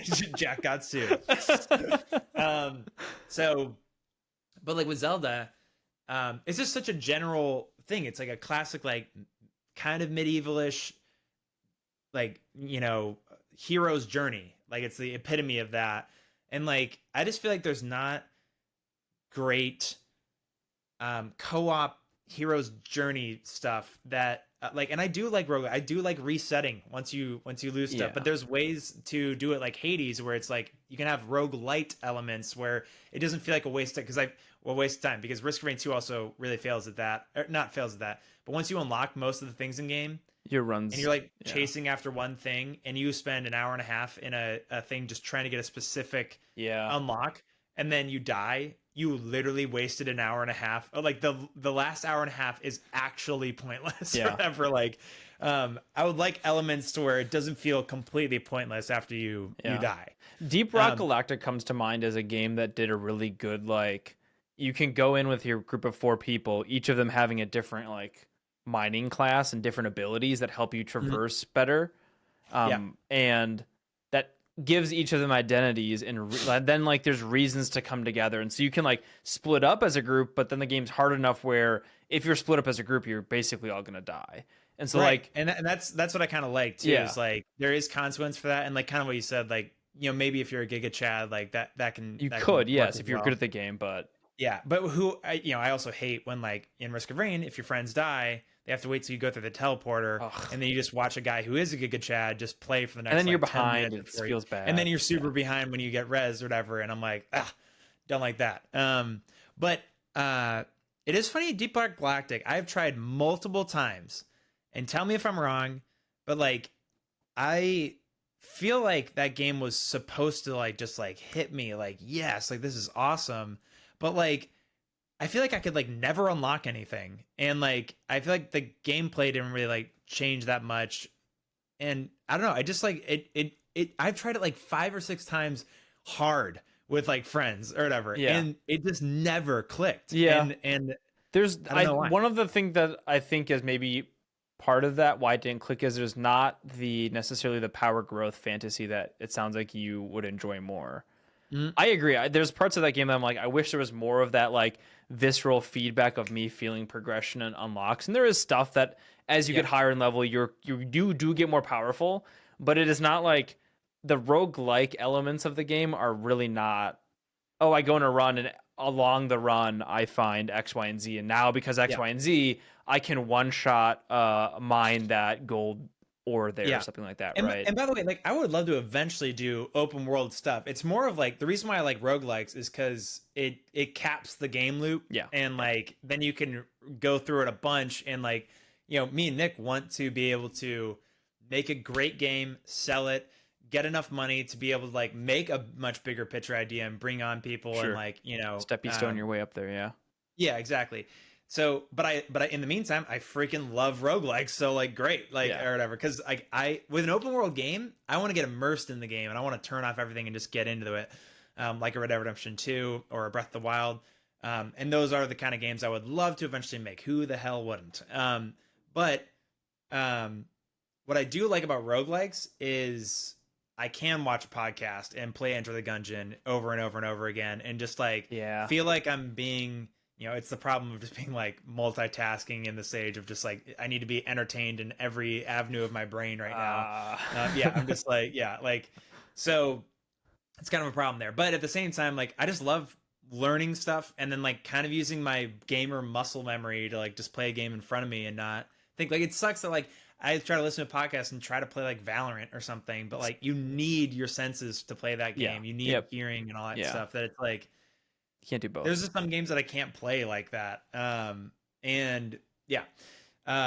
I think with the game idea, the you were just mentioning the Deep Rock Galactic doesn't have that like kind of power scaling thing. You know what else doesn't have that is freaking much different game, but Sea of Thieves. Yeah. And Yeah. I love Sea of Thieves, but there's no progression. Like it's Imagine if just there cosmetic. was. Oh. The yeah, and I've really there's games that I've thought of incorporating many of what Sea of Thieves does, but just basically add that. Give me progression like that's not cosmetic. You yeah, know? yeah, right, exactly. Like, and by the way, I love, I get it. Like, it's PvP, puts everybody on I love Sea of the same Thieves. playing I've field. had so much fun Yeah, playing love it. it. Yeah, I love it. But I've only played it for but it's 50 hours. so I think there's a game idea in there that I play for 5,000 hours. exactly. I think I've pitched you the Yeah. idea. The first time we talked half our conversation was talking about this same one. So maybe we take a step back here. I want to talk about you're talking about the game idea of the goal. I want to talk about the goal of why you're doing game development, because that's something I think. Oh, money. Yeah. No, Okay, sure. Cool. Talk more about money. Why? I guess if money's the goal, right? And maybe you're joking too. But I totally am. Okay. Then what is the goal? High level, what is the goal? I think money's fine, because I think personally my pitch for money is that it's good you can buy food with it. No, my pitch for money is that your YouTube channel, you get an easy monetization. It says, hey, go support the channel by playing, purchasing my games at 10% off. Wish it was more. Yeah. Right now my channel does not make a living wage. It probably makes an eighth of a living wage right now, because you're selling other people's stuff with sponsorships, right? Like, well, then it becomes very livable. Yeah. But I have to sell, like, you have to do sponsorships. It's like a bitch. And that's like, yeah. Ugh, so is game development, is that part of, like, I know you joke money, but is that actually part of why you're getting into it? Yeah, I should say it's definitely part of it. Yeah, no getting around that. I mean, like, everybody that gets into game dev, like, I'm trying to think of like somebody that completely is free or whatever. Like, I don't know, like maybe the person who is free from it is the person who's already made a hit game. Like the person who made Stardew Valley, their new game, the Haunted Chocolate Factory, whatever it's called. I don't think it's going to be made for money purposes. That's like a creative outlet that they're trying to do, right? Like, exactly. But I will say, like, YouTube is my dream job, and when I'm really cracking at it, it can make a great wage. But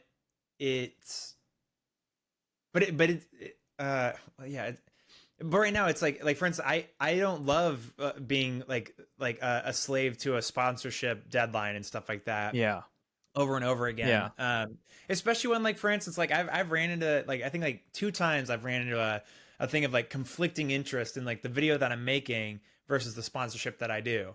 And like, and I'm like, but it's just the way that it lined up, like months before that I made the video. So it's just like, and that's what makes me like, I mean, I wish people really, and I think a lot of people know about like how YouTube and sponsorships work, but I wish people knew like how much YouTubers that you love are like, the reason why you love them is they're probably authentic or whatever. Yeah.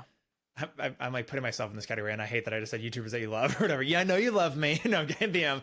But how much we have to say no to things. Like, yes, I would love to do like a $20,000 deal for some random anime game that just like is like a Korean lottery machine or whatever, of just like, like it makes money out the nose of, tiny anime chicks in French maid dresses for the 20 millionth goddamn time again. Yeah. How are they so fascinated by that? Anyway, it's like, I don't want to sell that game. I don't. Yeah. And like, but that money is like life changing or whatever, like at that time or whatever. But luckily there's stuff that comes close that isn't like, you don't feel like you're completely selling your soul. And there's plenty of times that it's like completely aligned where I'm like, yes, awesome. Like these people, like I already use that product or something like that, So it's part of the hope that making some content about the games and then having that be like a product is going to help free you from some of those pressures. Yeah, and I want to free Nick of like, like he does like contract work right now, and like I want us to just kind of ride off into the sunset together with him, me and him making money selling games. And honestly, just like the biggest thing is like like it would be amazing to our daily jobs be making awesome games that we want to play. Yeah. I mean, every game designer's goal, I feel like, is that. It's Absolutely. like, you know, make a livable wage making the things. At the same time, I feel like a lot of people don't realize how much games make. I just Googled this the other day because I always think it's fascinating. These little tiny games that are pixels that make enormous amounts of money. I think Enter the Gungeon, I just Googled it the other day. It said it made $67 million. You can take the number of reviews times the purchase price times 30 to get a finger in the wind of like, I think it's like order of magnitude, but like that's the average ratio is 30 purchases to 1 review. And so you can get a pretty good finger in the wind. The reviews thing is really weird though too, because I've had that kind of dismantled lately. If you look at Oh Dear, by the way, we just did a podcast with them and they have a podcast saying how much money they made. It only has like 1,000 reviews, and it's kind of one of those like get in, get out, have fun with your friends games. Yeah. That it only has like 1,000 reviews, and they made $3 million. So it's like it's so much more than the reviews. Yeah. What is the Oh Dear? And they said that they're like, yeah, it is a weird thing. They're like, we've tried to figure out why that is the case, of like why there's so many little reviews, and I think it is because of their game type. $10, 1,000 reviews. Oh, 1,800. I want to do the quick math to see what my backstory was, given that I can't do it earlier. 3 times. 1 second. Oops, I did. So yeah, that is like it is quite an order of magnitude off of that. What was it? I mean, my brain farted and closed it. 30 times 10 times 1,800. It's at 500,000. So that's like a sixth of it. I mean, also, Oh Dear is a very interesting use case or example. Yeah. But I think what you just said is generally right. It's like, I don't use it as like, I know I ever say it, I try to say it is a generalized idea, right? I have 2 games that have very different review ratios. Like Chess Survivors, my first game is like 55 or 60 reviews or purchases to 1 review, and Hexagod is like 22 reviews to 1 purchase. So it's like the range of that, and like if you look at that at scale too, that then swings your ratios pretty crazily. So I know, and I think it's really interesting too, because I'm like, you know, I've just been hearing so many interesting things, and even from myself, it's like what does that do once you throw it onto a mobile platform like Balatro? Yeah. Like it's like, because Balatro was already killing it on Steam. Yeah. But then like who knows how much money they just made on I bet mobile. it crushed. And there's also like my thing with like a lot of these games that I just feel like I don't know what happens, but not Balatro, just like any game that like makes like a ton of money. I'm surprised that their follow-ups aren't like as big a lot of the time. Like I'm like, did you not make a ton of money? Like what's with the chimp and the bug, as Emperor's Groove? Yeah, but what's like why isn't there a, like, for instance, I don't really feel like I see studios go from like an Enter the Gungeon, and then now they're trying to make an open world Zelda game or something like that. Whereas I feel like a lot of game devs that get success like say that before they get into like a project like an Enter the Gungeon or something. Yeah. I don't know why I'm using that as an example, but I don't know. I'm just like surprised that more companies like I'm like wondering, like, did they take the money and run kind of thing or whatever? Like, honestly, game dev is hard, but at the same time, like, don't you want to leave behind a legacy of like, you know, like yeah, we helped make the next Skyrim or whatever, and whatnot. I'm just surprised that like there isn't like another Bethesda or something that like shows up, and like the ones that do, I don't know. Like, I feel like there's not like a lot of special big companies coming up right now. Like, for instance, I know that people could be like, well, what about, you know, the people that made Baldur's Gate 3? Larian Studios. And I'm like, that is not a game for everyone. Like, it just isn't. Like most of my friends that tried that are like normie gamers fell off. Like, if you really love Dungeons and I really love Dungeons and Dragons, and I struggle with being, or I've never played it. I played D&D for the last year and a half every week with my friends, and I played 5 hours of Baldur's Gate, and I'm like, this isn't. I like D&D because I'm playing with my friends, not because of Baldur's Gate. And there's gonna be a point where I will play Baldur's Gate 3. It'll probably be the time when that campaign stops happening weekly, because then I'll get my fix. But like, Yeah. D&D, it's not a video game. There's something else to Right. it, right? That's what I think too. Yeah, exactly. And I think it's a good starter for people that like haven't played D&D before. But Absolutely. it is also funny too that like like I just remember like articles coming out being like we know Baldur's Gate 3 is a perfect game and like people need to lower their standards for games coming out. I'm like, I didn't even have that much fun with it or whatever. Like, what are we talking about? I Like, make remember games seeing that one better too, than yeah. Baldur's Gate 3, and I hope you fucking do make better games than this or whatever. Yeah. Like, are you kidding me? It doesn't have the most realistic graphics ever. It's like combat is like Divinity Original Sin 2. Like, there's plenty of awesome things about Baldur's Gate 3, but it's like the people that like constantly just like sing the praises of freaking FromSoft, like with Dark Souls stuff. I'm like, yeah, they're doing Dark Souls again. Whoa, they still have terrible UI. Their games are capped at 60 frames. Like, we're not going to criticize any part of that. Okay, like we're just doing the same exact game loop. Also, their graphics aren't even that good. Sure, there's a beautiful world and there's an artistic direction that is pretty interesting, but look up close to like the hair physics that are freaking like 3 polygons that are going like this still moving around on your character. It's like, I don't know. And I just like, I'm like, FromSoft, like I just know what your next game is going to be. Like a Sekiro, oh, slightly different. Sure. Like it's just, I don't know. I'm disappointed with like and there's stuff like Helldivers that come out that I'm like, this is at least something different. But like then they just turn their game into like a not in a bad way, but like this they're a live service now, and I'm like, oh well, I mean, get your money, but like I hope that you make something like cool that it's like big and not a live service game next, like, but I doubt that's gonna happen. I don't know.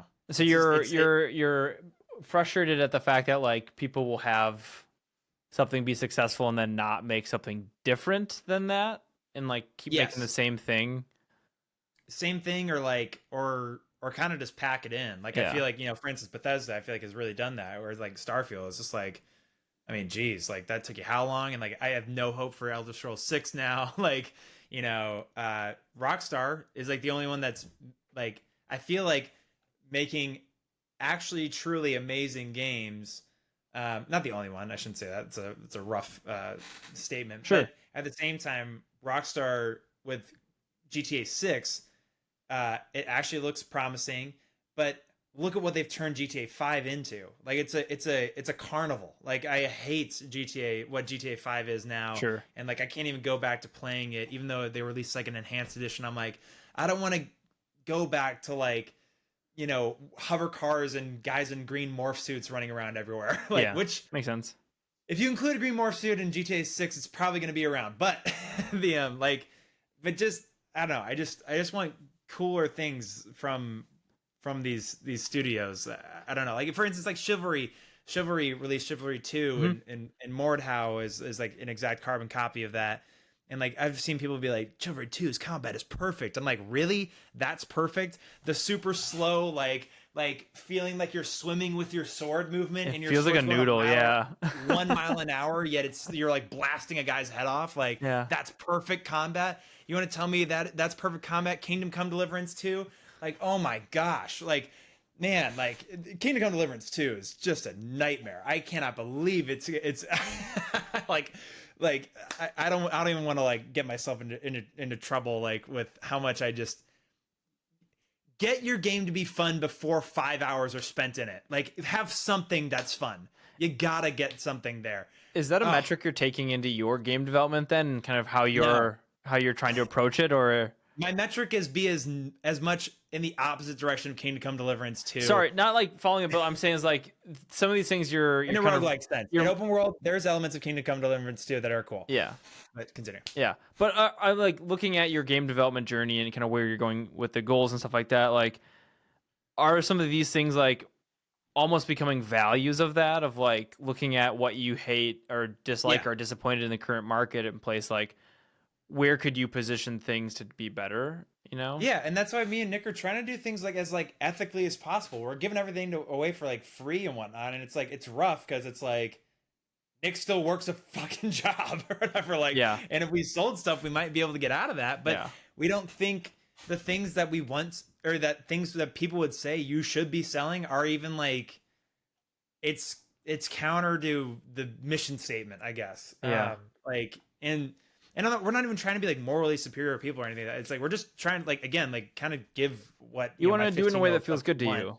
Yeah, and it does feel good to like get like nice feedback of people saying like this has really helped me out. Like and like it's very exciting like playable workshops like receiving or what was it called like it's what it's received so far is great. Yeah. And it feels good, and it feels like in a weird way, I hate the word, but philanthropic or whatever. Like it feels like you're doing something like not for yourself, although at the same time it's like it's a lot of work that feels like it's for myself. I guess, and it doesn't feel that dissimilar from like YouTube's work, which is like a lot of editing, recording's hard, like writing the stuff is hard. Yeah, like, absolutely. But anyway, the as far as you just named something that is perfect, of like saying like, do you think the values of like what you see good and bad in games is going to be influential in what games I do? Mm-hmm. Absolutely, of course. And that's another thing that you were talking about, like how YouTube or all the things I did before YouTube kind of like worked for YouTube's sake. Yeah. I think YouTube's sake of me like being a hard analysis of like analyst of games like gives me a decent like upper hand and like judgment over like good or bad, especially with an audience that agrees and disagrees with me. Like I get kind of I get like I've made a living off of talking about good and bad parts of video games. So like a Quentin Tarantino with film, I would hopefully be able to do that with video games. Yeah. And uh and I love all sorts of kind of games too. It's like I'm not like locked into just this third person roguelike kind of thing, but there's there is elements of, and we've even talked about not making those games. Yeah. Like very much so. Like I'm not planning on every game being that. But there is a certain thing where I'm like, I just so badly want to know how to do this thing, and like, and how is this like? I think also YouTube has given me the insight of like seeing holes in the gaming industry. Like, how has that game not been made yet?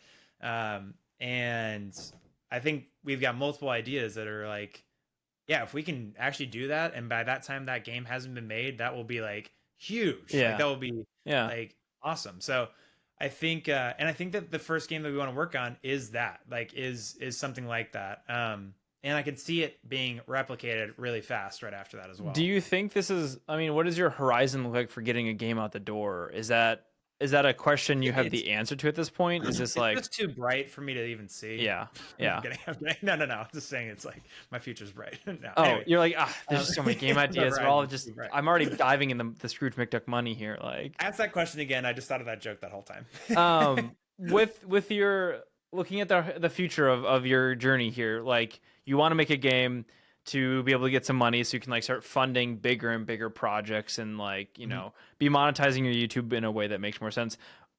What does that horizon look like for you other than just shiningly bright? What does that horizon look like for like the time where you're going to get a game out the door? Do you have an answer to that? Is that something you're thinking about? Or are you I would love to just get focusing it out next on year. Like I've been like hoping like middle of next year. Yeah. It's funny, like Nick's been like being like, we could have 5 games out next year, and I'm like, let's chill for a second. Hold on. Like Nick can probably do that.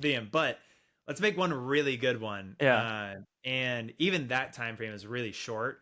At the same time, I feel like we've like been batting around things for like a year now, and like figuring out how we would do certain ideas a lot, that I think when it comes to executing, we'll be able to do it by next year. Probably early access, if anything. But, Yeah. And there's even like a thing of like, there's like a great game loop that I have that is like, we can do this. The only thing that would take time is adding variety to it, which like, that's kind of like with the early access thing. It's like, the game loop's finished, but now the road to V1 will be just like adding all of those different elements. Sure. And then also like taking feedback and whatnot, and incorporating that. There's even like we want to also like get the game loop running like in what this is getting too technical. I want to get back to your Horizon question. Also, it isn't just money. I forgot that we kind of like skipped the value like answer and just went off the money. Sure. Yeah. Which is part of it, 100%. But the main thing is, I just like my YouTube channel, I want to make videos that I want to make videos that I will want to watch I want to make games that I want to play. Yeah. Like I want to play this game that I'm thinking of with my friends and be like really good at it. Yeah. Um, Yeah. and that's like mainly the number one thing. Like again, I'm already kind of doing my dream job. Luckily, like finances are tough even with this thing. Like I'm not a millionaire or anything yet. But it would be a lot less stressful if I was one. Yeah. Yeah. So that's where the money part comes in. And at the same time, I hear from like people that I know that are do well or whatever and are millionaires or whatever. It's like they're like things just get more stressful. But at the same time, I'm like, well, are you making video games or are you doing some weird like I don't know accounting stuff like where that does suck? Yeah. Yeah.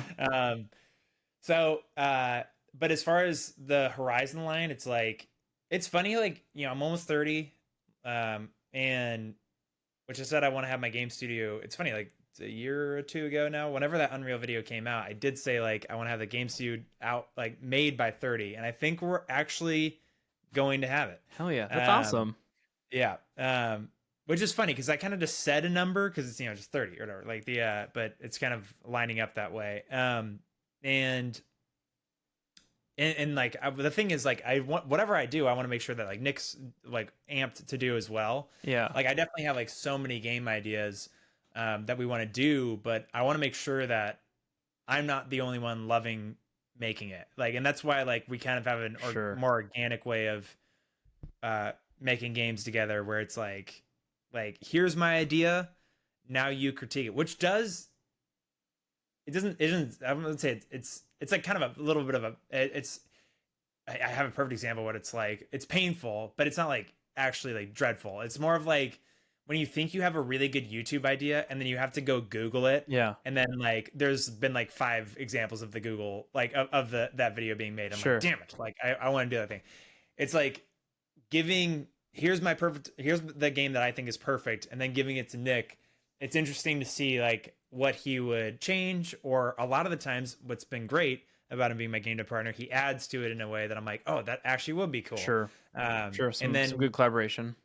Yeah. It's not like a fight. And I will say like Nick's also very like I feel like incredibly lucky because he is more of like I just want to work like on cool stuff or whatever. So, like if you want to like what's your cool idea, and then all of a sudden like I have like the world's best programmer like backing me, it's like this is pretty dope. Right, you have someone to check you to say this is feasible or this idea is insanely hard to make, right? Yeah, and he does it all the time. I mean, that's like the painful process of scope creep. But at the same, it's really not painful. It's just more of like maybe it's just because I have that little bit of realness in my head, like whatever. It's like I know I'm not gonna make GTA 7. I know I'm not gonna make like Skyrim 2. Like it's like I'm just like this is again why like I'm like you know just taking things down over and over to be like okay I can make a roguelike like and.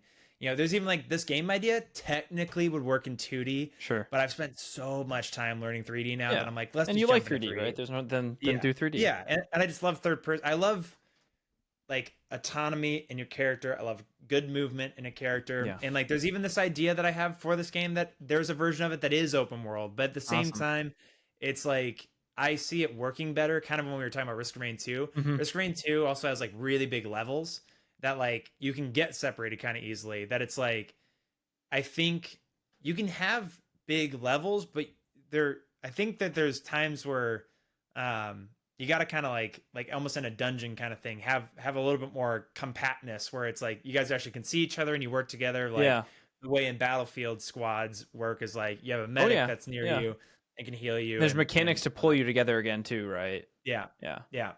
Exactly. Yeah, and then also like talking about like this is just way earlier. You're talking about like items and stuff. Like I would love to be able to like open up a chest in my game and like it's for this type of character, and like you like can like give that to your friend, or like if nobody needs it, you grab it and then you sell it later. And it's fun to like to see all your loot compile and then like get a bunch of money for it. Then maybe you can buy another item. Things that encourage some collaboration. Yeah, exactly.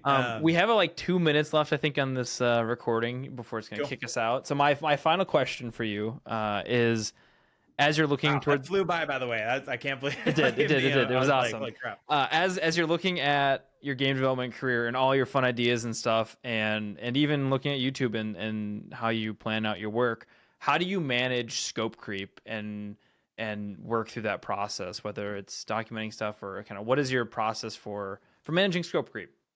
Yeah. Oh yeah, because it's called Scope Creepers, right? That's that's Yeah, the podcast. nice. It's funny. Like just recently, Nick told me to just write out the entire game loop and in like paper, like Yeah. on paper, not Yeah. actual paper. It's on Milanote, but Digital the paper. yeah, the digital paper. And I found that like we've always had it when we've been ideating ideas, doing like a need to have and a nice to have Yeah. for your game. And so I think like the combination of those two things are really great. And then the third thing I've added to that now while like planning a game is also a hierarchy of the needs to have in order of like what you would want to work on first when starting it.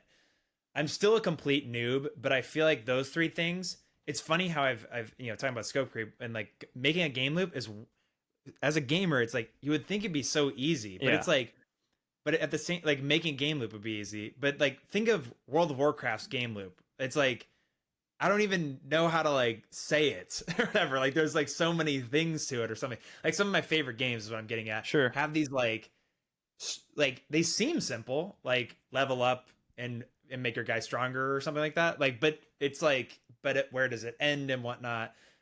It's kind of hard to see the end in a lot of these things. So writing out a game loop when you're starting out, especially because your idea is probably going to be smaller at first, you should probably do that. Start with a smaller idea. Yeah, just this constantly like being like anything that is out of your knowledge, throwing into the nice to have. And just really watching a lot of videos on like prototyping and stuff too. It's like just that, you don't need to have every art asset finished before you start, as much as I am literally the biggest sinner when it comes to this. Yeah. So far. Literally I'm modeling like, but the context of your goals makes sense why you would want to do more art stuff first too, right? If you're making it for the purpose of having a YouTube video about it as well, and hooking that into your long-term goals of being able to have kind of self-intrinsic motivations or monetizations, right? Like, I think it's okay to talk about that and say like, yeah, I do want the game to look good so I can make a video about it so that it can lean into my actual goals for game development. 100%. That's why I've said like with Playable Workshop stuff, let's not make everything dead gray, even though kind of it is right now in our 5th or 6th episode. Looking back, I might have like changed some of that stuff, which I've tried to tell Nick, but like we're just at a time where it's like, what we would kind of like stumble into our next lesson to do that. But basically, yeah, it's a big thing of I don't want my devlog to look like crap. And also I think it really helps. We just talked about it with Pluto. People like really, I think people are like actually like opening up to this idea, but like having the good art in there also like drives an artist's like vision to complete the game. Like it's gonna encourage me to keep going. Yeah, absolutely. Because I can like kind of start to see it forming instead of just like gray box after gray box doing the thing that's just not like the end goal or trying to do the end goal, but it just looks like nothing that I pictured it would be. Yeah. And like that's also like something you'll probably get better at or I'll get better at as I grow as a game dev. Absolutely.